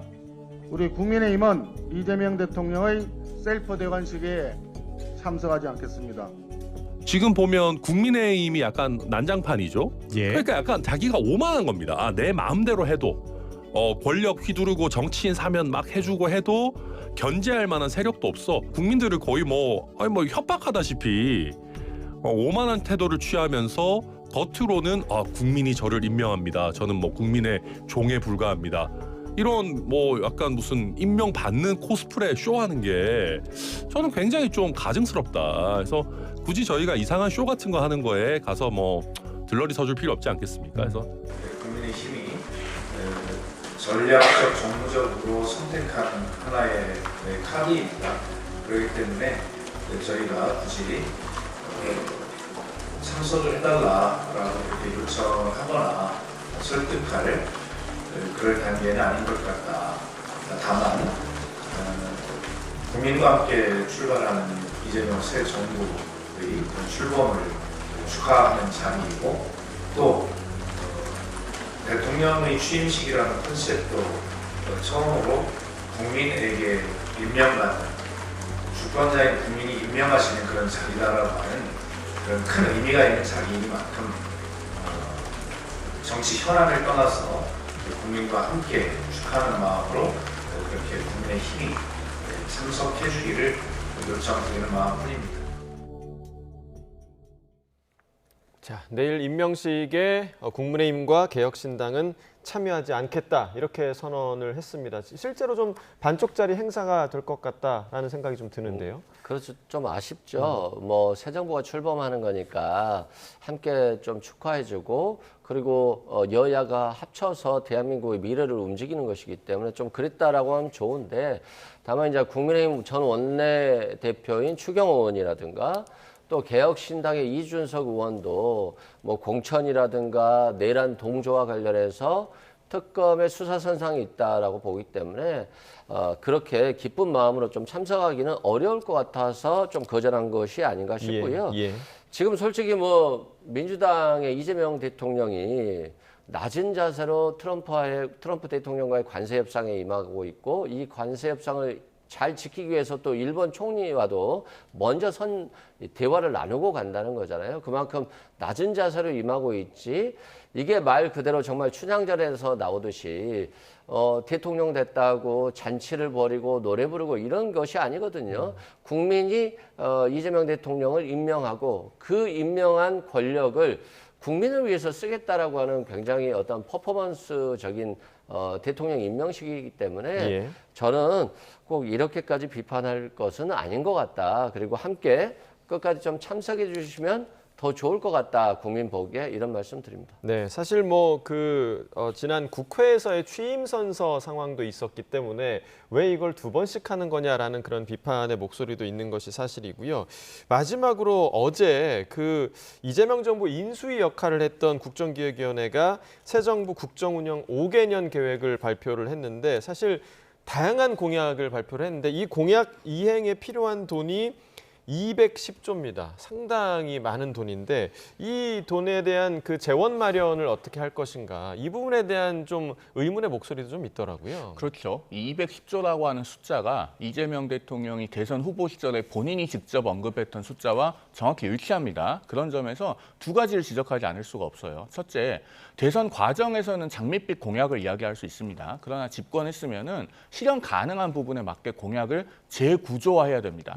인수위 성격을 갖는 국정기획위원회는 그런 것을 해야 되는 것이거든요. 그런데 공약에 대한 재구조화 과정이 있었다면은 어떻게 숫자가 똑같을 수 있을까? 그걸 지적하지 않을 수가 없고 그다음에 두 번째로 정교한 비용 추계를 다시 해야 됩니다. 설령 공약이 그대로라고 해도. 왜냐하면 선거 과정에서는 아무래도 그 비용을 조금 적게 말하기가 십상이거든요. 그런데 역시나 똑같은 숫자가 나왔다. 그러면은 대통령이 한번 언명했던 숫자이기 때문에 바꾸지 못한 것이 아닌가라고 하는 의문도 듭니다. 그리고 이것을 이제 지출 구조 조정 같은 것을 통해서 재원을 조달한다고 하는데 그 부분도 대단히 의문이에요. 우리나라가 올해 본 예산, 그러니까 추경을 제외한 예산이 673조입니다. 그중에서 법적으로 의무가 있는 의무 지출이 365조, 그다음에 의무가 있는 것은 아닌 재량 지출이 308조예요. 근데 그 308조 안에는 공무원 인건비라든가 국방비라든가 이렇게 사실상 의무에 해당하는 지출이 한 100조 됩니다. 그러면은 실질적인 재량 지출이 한 200조밖에 안 됩니다. 그럼 거기서 어떻게 세출 구조 조정을 해서 이 재원을 조달하겠다는 것인가? 민간 자본을 유치한다고 하지만 우리 기업들은 또 미국과의 관세 협상 결과에 따라서 3,500억 달러 미국에 투자해야 되지 않습니까? 우리 돈은 490조 원이에요. 여력이 없을 겁니다. 그러면은 과연 이런 것들이 어떻게 실현 가능한지, 국가 부채가 정말 급증하게 되는 것은 아닌지 국민들께서 지금 많이 걱정하고 계신다라는 말씀을 드리지 않을 수 없습니다. 자, 지금 말씀해 주신 그 지출 구조 조정이 상당히 좀 많은 부분을 차지하고 있는데 이 부분과 관련해서 어제였나요? 그러니까 간담회를 개최하기도 했어요. 그러니까 지출을 좀 줄이자, 각 부처에 쓸데없이 나가는 그런 예산들을 좀 줄이자라는 간담회를 열기도 했는데 이게 어떻게 좀 가능하겠습니까? 어떻게 전망하십니까? 일단 뭐 실력 없는 정부라고 한다면 그런 걱정을 할 거라고 봐요. 근데 이재명 대통령과 행정부를 이끌어가는 분들이 굉장히 실력이 있기 때문에 그 실력을 그대로 보여줄 거다라고 말씀드리고요. 당연히 5년 계획하면 210조라고 하면 부담스럽죠. 그런데 정부의 효율성을 높인다라고 한다면 정말 필요 없는 예산들이 있거든요. 그런 필요 없는 예산들을 좀 줄이고 또 세수 감세 정책을 펼쳤던 부분 중에 필요 없는 감세가 있어요. 그 감세 부분을 원상 회복시키고요. 또 우리가 동네에서 어떤 행사를 할 때 행사를 하면 예산이 이렇게 많이 들어가는데 도대체 이거 할 수 있을까라고 걱정을 하고 하지 않으면 그 동네는 활성화가 되지 않습니다. 그런데 회장이 자신의 사제를 출연하면서 내가 이렇게 한번 해보고 싶다. 우리 같이 가자 하면 또 다 부회장, 이사들이 또 사제를 출연해요. 그래서 그 행사를 하고 나면 정작 예산이 오히려 남는 경우가 있어요. 그만큼 정부라고 하는 것은 AI 고속도로라든가 바이오라든가 이런 것들에 대한 선투자를 좀 해줘서 이 돈이 돌면 결국에는 세수가 또 늘어날 수도 있는 부분이 있어요. 그런 측면에서 이건 결국 실력의 문제다라고 말씀드리고 김대중 정부 때 벤처 투자를 통해서 사실상 세수가 늘어나는 효과가 많이 있었거든요. 그리고 또 이게 꼭 국민의 세금으로만 운영되는 것이 아니라 국가 성장 펀드 같은 경우는 국민이 그 펀드에 투자를 하는 겁니다. 그 펀드를 통해서 이게 기업에 투자를 하면 수익이 나와서 되는 것이기 때문에 꼭 세수만 가지고 이 사업이 다 운영되는 것은 아니다. 다만 이제 민주당의 이재명 정부는 상당히 유능하고 정무적이고 효율성 있는 정부이기 때문에 국가 채무가 늘어나는 방향으로만 가지는 않을 것이다. 상황에 따라서 정책적 변화는 미세하게 있을 수 있다라고 말씀드립니다. 네, 지금 말씀해 주신 그 실력이 이 사안에 대해서 가시적으로 좀 어떻게 드러날지 좀 지켜봐야겠습니다. 여기까지 듣겠습니다. 이승훈 전 민주당 전략기획부위원장, 송영훈 전 국민의힘 대변인과 이야기 나눠봤습니다. 고맙습니다.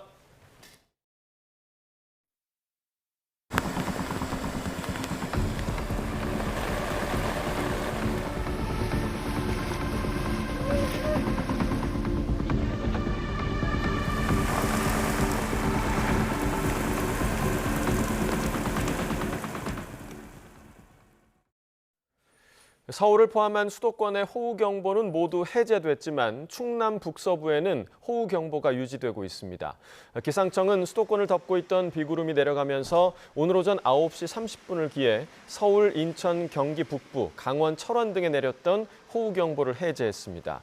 반면 비구름이 내려온 충남 태안, 당진, 서산, 홍성의 호우경보는 유지하고 예산에는 추가로 호우경보를, 충남 공주, 청양, 보령과 세종에는 호우주의보를 내렸습니다.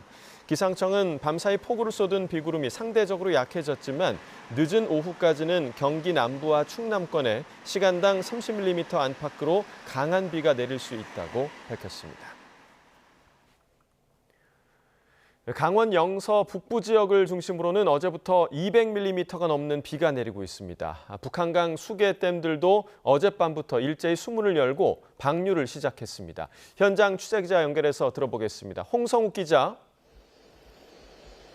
네, 강원도 춘천 의암댐 앞에 나와 있습니다. 네, 그곳 지금 비가 많이 오고 있습니까? 네, 어제부터 강원 지역 이곳에도 정말 많은 양의 비가 내렸습니다. 하지만 비는 모두 그쳤고 소강 상태를 보이고 있는데요. 제가 나와 있는 곳이 의암댐이라고 좀 말씀을 드렸습니다.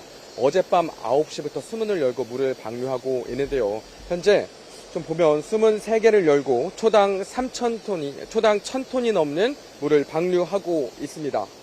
좀 자세하게 보여드리면요. 새하얀 물보라를 일으키며 쉴 새 없이 물을 쏟아내고 있는데요. 강원 지역 어제부터 북부를 중심으로 많은 곳은 200mm가 넘는 비가 내렸습니다. 철원이 230mm로 가장 많고 화천 190, 양구 160, 춘천 140mm 등 폭우가 쏟아졌습니다. 다행히 큰 피해는 발생하지 않았고 나무 쓰러짐 등만 확인되고 있습니다. 이곳 의암댐 외에도 상류 춘천댐과 하류 청평댐, 팔당댐 역시 수문을 열고 초당 수천 톤의 물을 방류하고 있습니다. 방류량 증가로 댐 아래 수위가 점점 높아지고 있습니다. 이 때문에 춘천시 남산면 강촌리와 서천리 구간의 농어촌 도로가 통제됐습니다. 강과 호수 주변 저지대에 거주하시는 분들은 안전한 곳으로 이동하시는 게 좋겠습니다.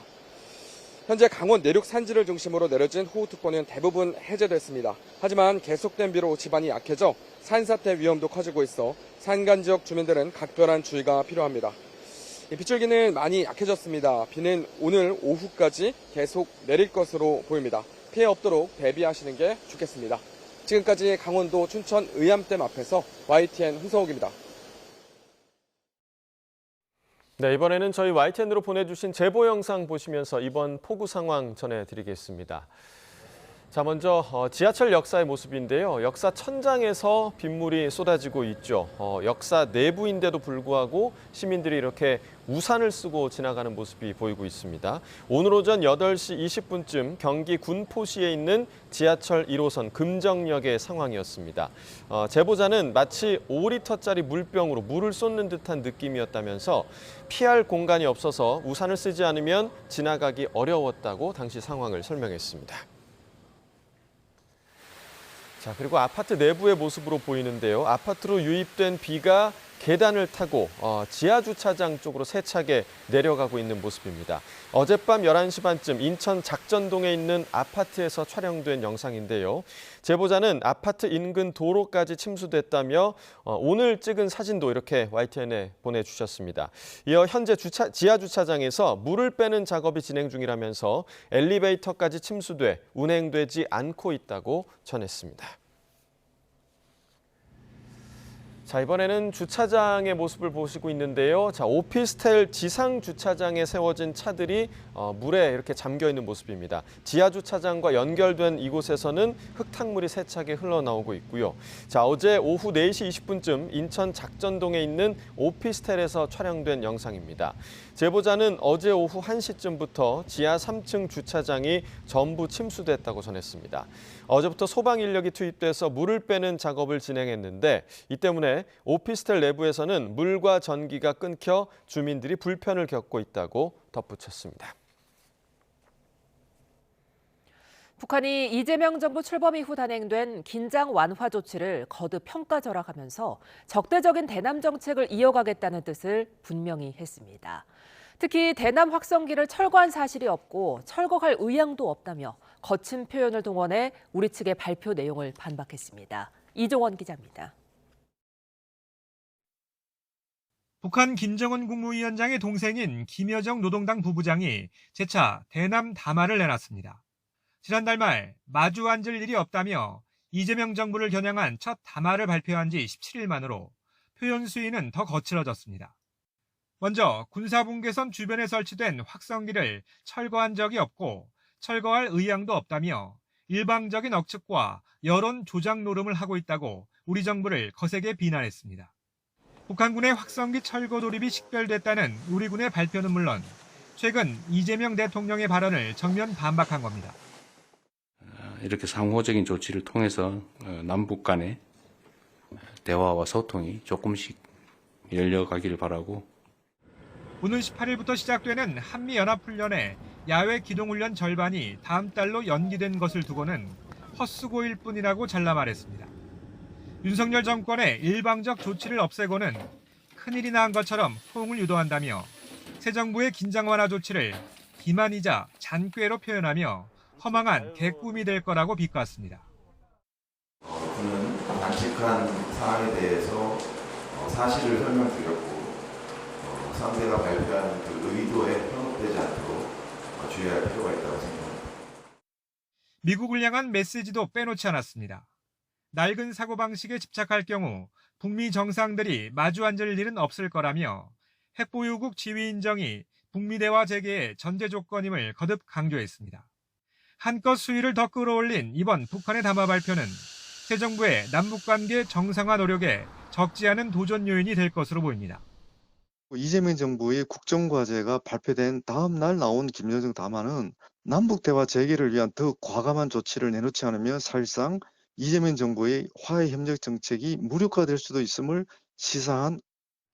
특히 북한은 이번 담화에서 남측을 주적으로 명기하는 헌법 개정을 예고했고 사실상 한미연합훈련 중단과 한미 핵협의 그룹 해체도 요구했습니다. YTN 이종원입니다.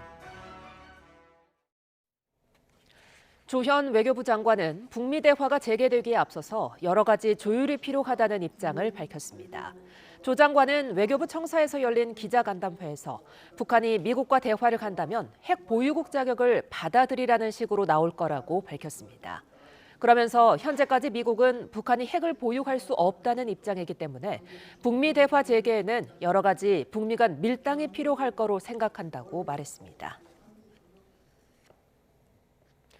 이재명 정부의 광복절 특별사면 대상에 포함된 조국 전 조국혁신당 대표가 광복절로 넘어가는 오늘 밤 12시쯤 서울 남부교도소에서 풀려날 예정입니다. 조 전 대표는 지난해 12월 자녀 입시 비리와 청와대 감찰 무마 등의 혐의로 대법원에서 실형이 확정돼 수용 생활을 이어왔습니다. 박원우 전 대통령실 민정비서관과 야권 출신의 홍문종, 정찬민, 하영재 전 국회의원도 같은 시각 석방됩니다. 조국혁신당 윤재관 수석 대변인은 오늘 기자들과 만나 조국 전 조국혁신당 대표가 출소와 함께 전할 대국민 인사 메시지를 관심 있게 지켜봐달라고 밝혔습니다. 다만 조 전 대표 사면을 계기로 제기되는 민주당과의 합당설에 대해선 공식적으로 논의 검토된 바가 없다면서 장악 노력을 게을리하지 않겠다고 강조했습니다. 울산시장 선거 개입 의혹으로 기소된 송철호 전 울산시장과 황운하 조국혁신당 의원에 대한 무죄 판결이 확정됐습니다. 대법원은 앞선 2심 판단에 법리를 오해하고 판단에 빠뜨린 등의 잘못이 없다고 보고 상고를 기각했습니다.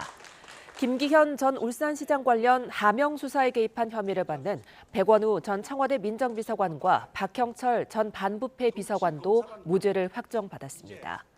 또 울산시장 경선 당내 경쟁자 불출마를 회유한 의혹으로 기소된 더불어민주당 한병도 의원에게도 무죄가 확정됐습니다. 울산시장 선거 개입 사건은 지난 2018년 지방선거 전 청와대가 문재인 전 대통령의 오랜 친구로 알려진 송 전 시장의 당선을 돕기 위해 조직적으로 개입했다는 의혹입니다. 인천지방검찰청은 오늘 아들을 총으로 쏴 살해한 혐의 등을 받는 60대 남성 조모 씨를 구속 기소했습니다. 조 씨는 지난달 20일 인천 송도동에 있는 아파트에서 사제 총기를 발사해 30대 아들을 숨지게 하고 며느리와 손주 등도 살해하려 했지만 미수에 그친 혐의를 받고 있습니다. 검찰 조사 결과 조 씨는 지난 2023년 말부터 전처와 아들이 경제적 지원을 끊자 유흥비와 생활비 등이 부족해졌고 이후 두 사람이 자신을 속이고 고립시킨다는 망상에 빠져 복수를 결심한 거로 드러났습니다.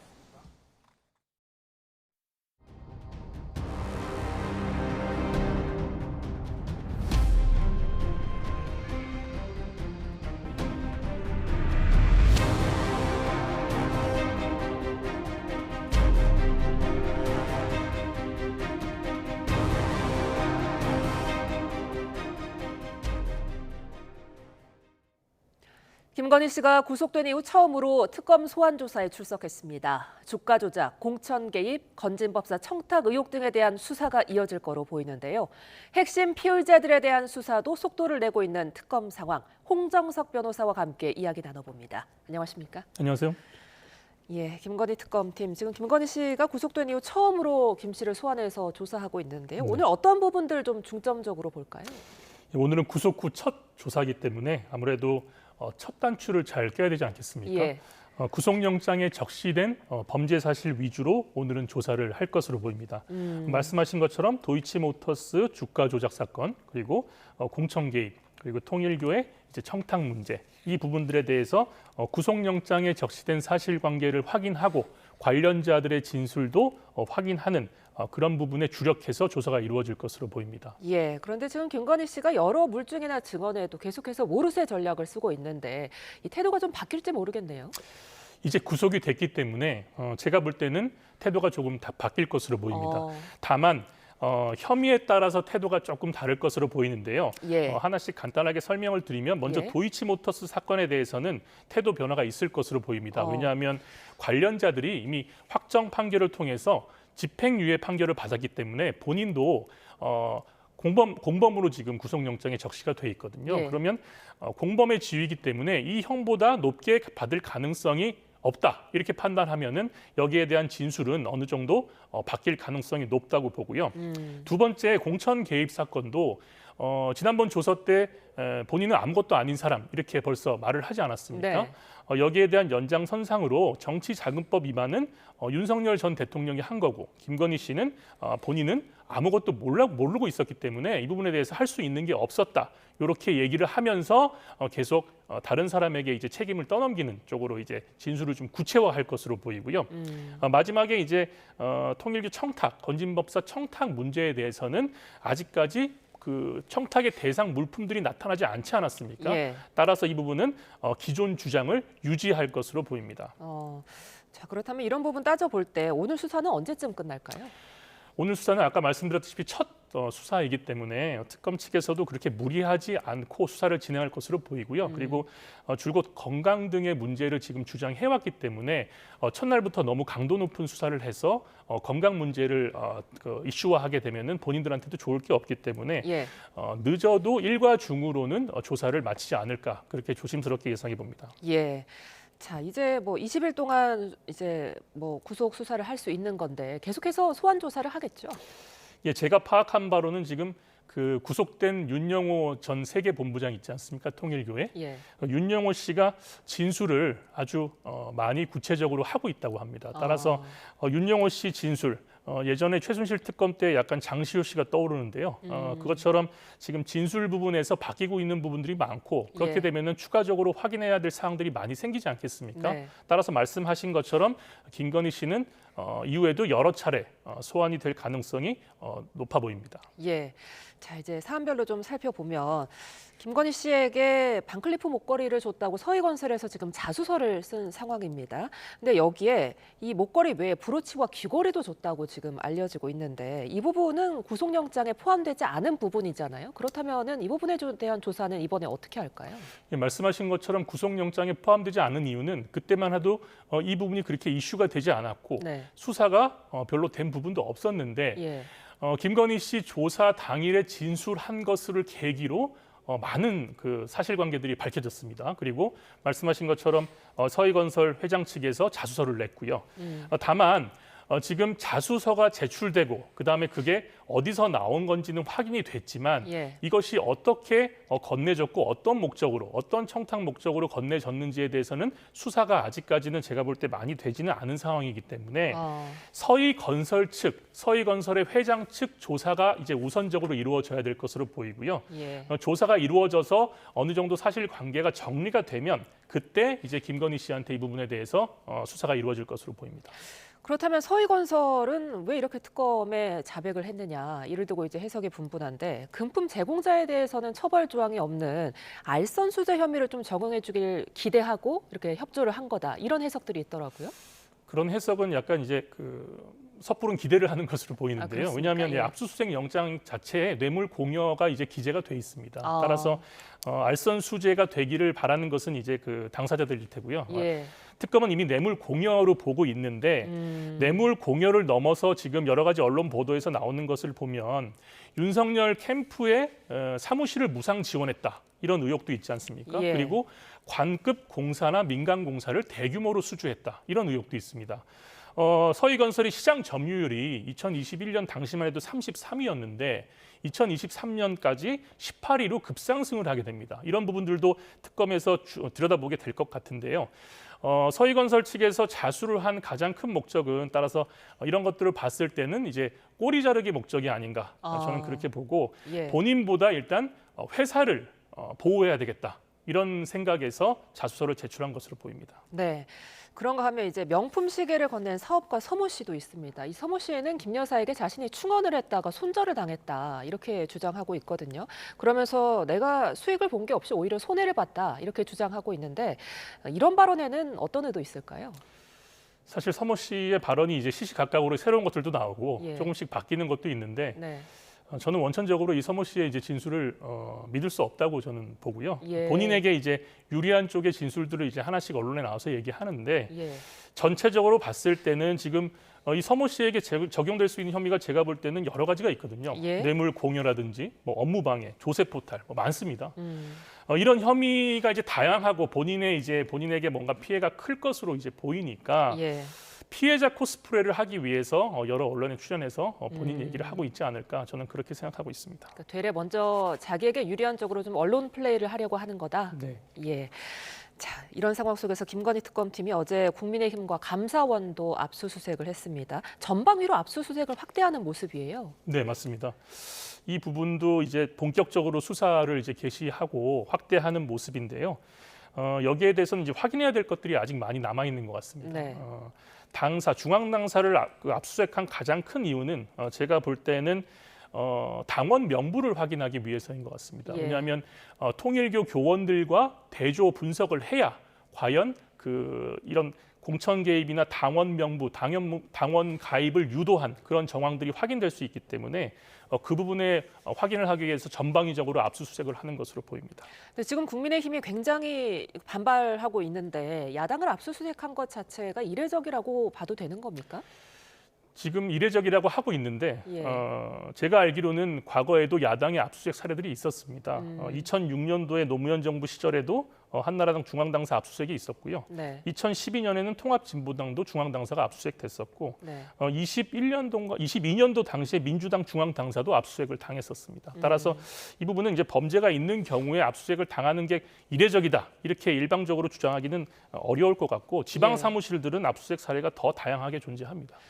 이제 통일교 관여 여부를 확인하려면 아무래도 당원 명부가 있어야만 할 것 같은데 이 부분이 서로 합의가 될지 모르겠네요.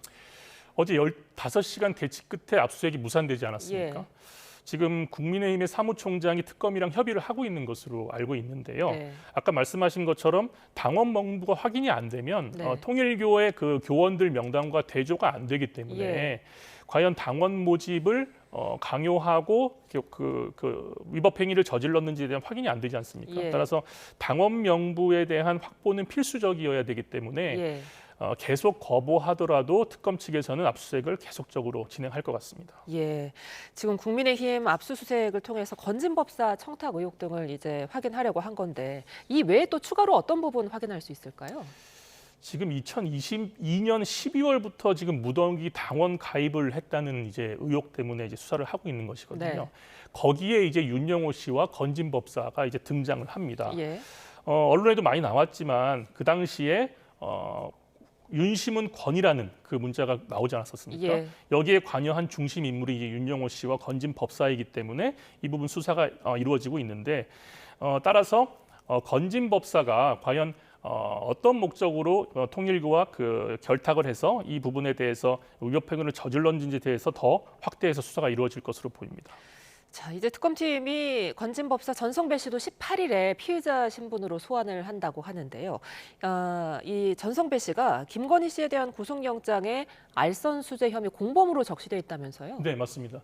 통일교에서 이제 그 물품을 이제 전달하는 과정에서 중간에 있었던 사람이 건진법사인 거죠. 그래서 예. 윤영호 씨와 이제 김건희 씨를 연결시켜주는 연결 창구로 역할을 했기 때문에 알선 수재의 공범으로 구속영장에 적시가 되어 있습니다. 그 건진 전성배 씨에 대해서는 어떤 수사 계속해서 이어질까요? 말씀드린 것처럼 통일교의 현안에 대해서 청탁을 했는지 네. 이 부분이 이제 구속영장에 적시가 돼 있었기 때문에 그 부분에 대해서 먼저 수사가 이루어질 것이고 아까 말씀드렸다시피 이제 당원 가입을 유도한 부분이 있지 않습니까? 예. 그 부분에 대해서도 어떠한 행위들에 관여를 했는지 수사가 이루어질 것으로 보입니다. 이제 김건희 씨가 구속이 된 만큼 뭐 전성배 씨도 그렇고 진술을 좀 다르게 할 어떻게 여지도 있을까요? 아까 말씀드렸다시피 지금 윤영호 씨가 진술을 굉장히 활발하게 하고 있다고 말씀드렸지 않습니까? 예. 거기에 따라서 이런 얘기들이 이제 나오게 되면 건진법사나 이제 여러 관련자들을 입장에서는 네. 진술을 본인이 알고 있는 것들을 얘기하는 거지 않겠습니까? 지금까지는 알고 있는 것들을 얘기를 안 하고 있는 상태라고 보시면 될 것 같은데 그런 것들을 결국에는 얘기할 만한 이제 계기들이 생기게 될 것이다. 저는 그렇게 보고 싶습니다. 알겠습니다. 자, 이번에는 내란 특검을 좀 살펴보겠습니다. 내란 특검은 김용현 전 국방부 장관이 북한 오물풍선 부양 지역 원점 타격 직접 지시를 한 정황을 지금 포착한 걸로 전해지고 있습니다. 합참 패싱을 의심하고 있다는데 이 부분 수사는 어떻게 이루어질까요? 예, 이 부분이 이제 그 진술이 극명하게 엇갈리는 부분인데요. 예. 김용현 씨는 이제 김명수 합참 의장을 패싱했다는 게 이제 주요 골자지 않습니까? 예.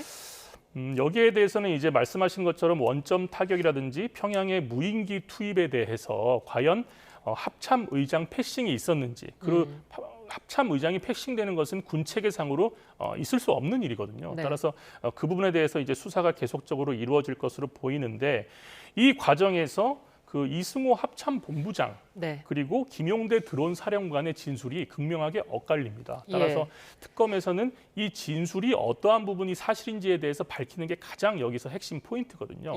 근데 아무래도 이게 군사 보안 문제고, 그다음에 일반 이적죄에 해당하는지를 살펴보는 부분이기 때문에 여기에 대한 수사가 사실은 굉장히 쉽지가 않겠죠. 따라서 관련자들의 진술이 굉장히 중요하게 작용을 하는데 지금 그 사령관이나 본부장의 그 진술이 엇갈리고 있기 때문에 좀 더 강도 높게 조사가 이루어질 것으로 보입니다. 그러니까 말씀하신 것처럼 김용대 드론 작전 사령관은 오늘 합참 패싱 의혹에 대해서 부인을 하더라고요. 맞습니다. 본인은 분명하게 다 보고를 했고 합참 의장이 뭐 초콜릿이나 사탕 같은 걸 넣는 건 어떠냐, 뭐 이런 얘기까지 있었다고 하는데 사실 그 진술이 굉장히 구체적이어서 초콜릿 사탕을 지어내기는 또 어렵지 않습니까? 그래서 저는 이제 그 부분이 또 사실일까도 하는데, 또 거기에 반해서 이승호 합참 본부장의 진술도 구체적으로 들어보면 되게 구체적이고 그 당시 상황이 아니었으면 얘기하기 힘든 부분들이 있더라고요. 그래서 그 두 부분이 그렇게 엇갈리기 때문에 어떠한 부분이 사실인지에 대해서는 특검에서 더 다른 증거들을 확보를 하면서 진술 확인이 이루어질 것으로 보입니다. 자, 그런가 하면 이제 평양 무인기 의혹의 핵심 피의자 김용대 드론 작전 사령관을 재소환하면서 평양 무인기 의혹 사건이 지금 본격화하는 모양새입니다. 이제 지금 김건희 씨 사건 때문에, 특검 때문에 좀 내란죄 특검의 이제 관심에서 조금 벗어나 있었는데 사실 일반 이적죄냐 외환죄냐에 대해서 굉장히 관심이 많지 않았습니까? 그래서 그 부분은 내란 특검에서 계속 수사를 하고 있었던 것으로 보이고요. 그래서 그 과정에서 지금 진술이 아까 말씀드렸던 대로 엇갈리는 부분들에 대해서 계속적으로 수사가 이루어졌고, 그 부분에 대해서 이제 김용대 드론 사령관에 대해서는 제가 알기로는 이제 신변을 이제 어떻게 처리할 건지에 대해서도 고민이 깊은 것으로 알고 있거든요. 그렇게 특검에서는 여러 가지 각도에서 수사를 하고 있는 것으로 보입니다. 그러니까 김용대 사령관에 대해서 영장을 재청구할 가능성은 얼마나 보세요? 아까 말씀드렸다시피 이제 진술의 내용을 확인을 해야 되겠는데 어떤 진술이 사실인지를 모르겠으니까 강제 수사를 더 강하게 해야 되지 않겠습니까? 그래서 지난번에 기각은 됐지만 이번에 추가로 확인된 증거들을 이제 첨부해서 특검 측에서는 추가로 구속영장은 재청구 정도는 한번 할 것으로 보입니다. 근데 이렇게 그 관련자들 진술이 극명하게 엇갈리는 경우에는 어떤 식으로 사실관계를 좀 파악을 하는 겁니까? 진술 증거가 엇갈리는 경우에는 사실 물증이 있어야 되는 거죠. 근데 이제 아까 말씀드렸다시피 이제 군사 보안 사항이고 그 부분이 은밀하게 이루어진 부분들도 있고 또 비화폰 내용들도 있기 때문에 그 부분이 물증을 이제 찾기가 특검에서는 굉장히 어려운 상황이 있을 수 있을 것 같은데요. 이 부분에 대해서 그 두 사람만 관여한 건 아니지 않겠습니까? 따라서 그 외의 관련자들이 추가로 진술을 할 가능성도 있고 특검에서는 그런 부분들을 찾기 위해서 노력할 것 같습니다. 자, 그리고 내란 특검에서는 이제 계엄 해제 결의안 표결 방해 의혹에 대해서도 수사를 박차를 가하고 있습니다. 추경호 전 국민의힘 원내대표가 비상계엄 선포 직후에 이제 뭐 대통령실 정무수석이나 윤 전 대통령과 통화한 내역을 확보를 했다고 하거든요. 이 의혹에 대해서는 언제쯤 소환 조사할까요? 지금 제가 알기로는 국민의힘 의원들 대상으로 참고인 지위로 이제 소환 요청을 했고 거기에 대해서 참석하겠다고 일부 회신이 왔고 실제로 조사도 좀 이루어지고 있지 않습니까? 특검에서는 먼저 그 당시 상황을 구성을 해야 됩니다. 따라서 상황을 구성하려면 가장 잘 아는 사람들이 그 표결의 당사자들 아니겠습니까? 그래서 국민의힘 당사자들, 표결에 참여해서 뭐 찬성을 했던 반대를 했던 표결을 한 당사자들 위주로 참고인 조사를 먼저 해서 계엄 당시의 상황을 재구성을 먼저 할 것으로 보입니다. 재구성을 한 이후에 피고발인이자 피의자인 추경호 전 부총리부터 불러서 조사가 이루어질 것으로 보입니다. 이제 국민의힘 의원들 전반적으로 수사 대상이 좀 확대되겠죠?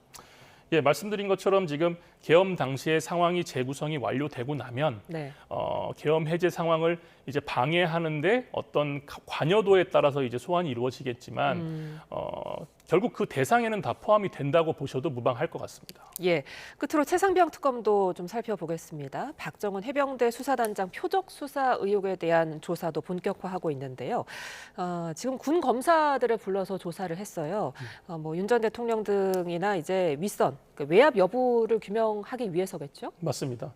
당시에 그 표적 수사 그리고 사건 기록을 회수에 관여한 정황 등 그리고 허위 사실 판단 부분에 대해서 영장을 적시하는 데 있어가지고 허위 사실이 포함됐다 이런 부분들을 특검에서는 주목하고 있는 것으로 보이거든요. 예. 그래서 이 부분들에 대해서 어떤 사람들이 외압을 가했고 그 외압을 가하는 과정에서 어떠한 경위로 그런 것들이 이루어졌는지에 대해서 집중적으로 수사가 이루어질 것으로 보입니다.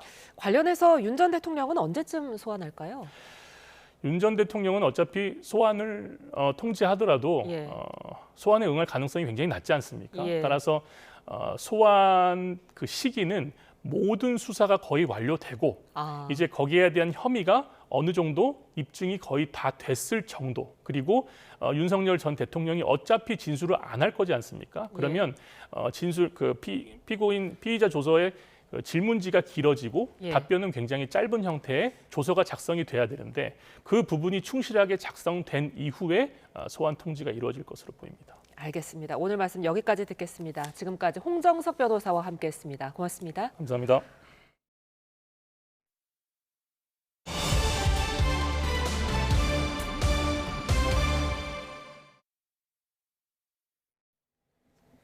올해 상반기 재정 적자가 94조 원대를 기록했습니다. 100조 원을 넘었던 지난해보다는 다소 개선됐지만 역대 네 번째로 큰 규모입니다. 기획재정부가 발표한 월간 재정 동향 8월호에 따르면 6월 말 기준 정부의 실질적인 재정 상태를 보여주는 관리 재정 수지는 94조 3천억 원 적자였습니다. 이번 수치는 지난 5월 통과된 1차 추경까지 합산한 결과입니다. 국가보훈부는 광복 80주년을 기념하는 노래 꺼지지 않는 빛을 오늘 오후 6시 주요 음원 사이트에서 공개한다고 밝혔습니다. 이 곡은 최근 미국 빌보드 메인 싱글 차트 1위에 오른 애니메이션 영화 K-팝 데몬 헌터스의 삽입곡 골든을 작곡한 작곡가 이재가 작곡했습니다. 보훈부는 기념곡을 통해 순국선열과 애국지사들을 향한 경의와 감사를 광복의 빛을 이어가는 지금 세대에겐 희망과 자긍심을 전하고자 했다고 설명했습니다. 음원 수익금은 독립유공자 후손 지원 사업에 전액 기부됩니다.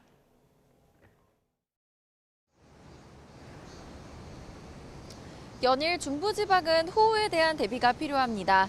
오늘 오전 경기 남부 일부를 제외한 서울 등 수도권의 호우특보가 해제된 가운데 서울도 지금 잠시 소강 상태를 보이고 있습니다. 다만 오늘 오후까지는 비가 오락가락 이어지는 데다 내일 북태평양 고기압의 가장자리를 따라서 서쪽에서 추가적인 비구름이 유입되기 때문에 이곳 청계천은 어제에 이어 오늘도 출입이 통제되고 있습니다. 잠시 소강 상태를 보이고 있는 서울과 달리 전북 해안을 중심으로는 추가적인 비구름이 유입되면서 10mm 안팎의 비가 또 경기 남부와 충북 북부, 영서 북부에는 약한 비가 내리고 있습니다. 지금은 비가 약해도 경기 남부와 충남은 늦은 오후까지 시간당 30mm 안팎의 강한 비가 쏟아질 것으로 예상되면서 호우특보가 여전히 유지되고 있는데요. 어제부터 경기도 파주에는 무려 300mm가 넘는 호우가, 그 밖에 서울 등 수도권에도 200에서 300mm에 달하는 극한 호우가 쏟아진 데 이어서 오늘까지 충남에 최고 100mm 이상의 호우가 더 쏟아지겠고요. 경기 남부와 영서 남부에도 최고 60mm, 서울과 경기 북부에도 5에서 20mm의 비가 더 내리겠습니다. 비의 영향으로 중부지방은 더위가 쉬어가고 있지만 충청 남부와 남부, 제주도는 폭염특보가 발효 중인 가운데 대구 34도, 광주 35도까지 치솟아 무척 덥겠습니다. 치솟는 기온에 대기가 불안정해지면서 오늘 오후 한때 남부와 제주 산간에는 5에서 40mm의 소나기가 지나겠습니다. 광복절인 내일 오후까지 중부지방은 비가 오락가락 이어지겠고요. 이후 북태평양 고기압과 티베트 고기압, 이중 고기압이 우리나라를 뒤덮으면서 폭염이 한층 강화될 전망입니다. 현재 수도권과 강원도는 산사태 위기경보가 가장 높은 단계인 심각 단계가 발령되고 있습니다. 산사태와 저지대 침수 피해가 없도록 각별히 조심해 주시기 바랍니다. 지금까지 청계천에서 YTN 김시아입니다. 네, 이상으로 목요일 뉴스나우 마칩니다. 시청해주신 여러분 고맙습니다.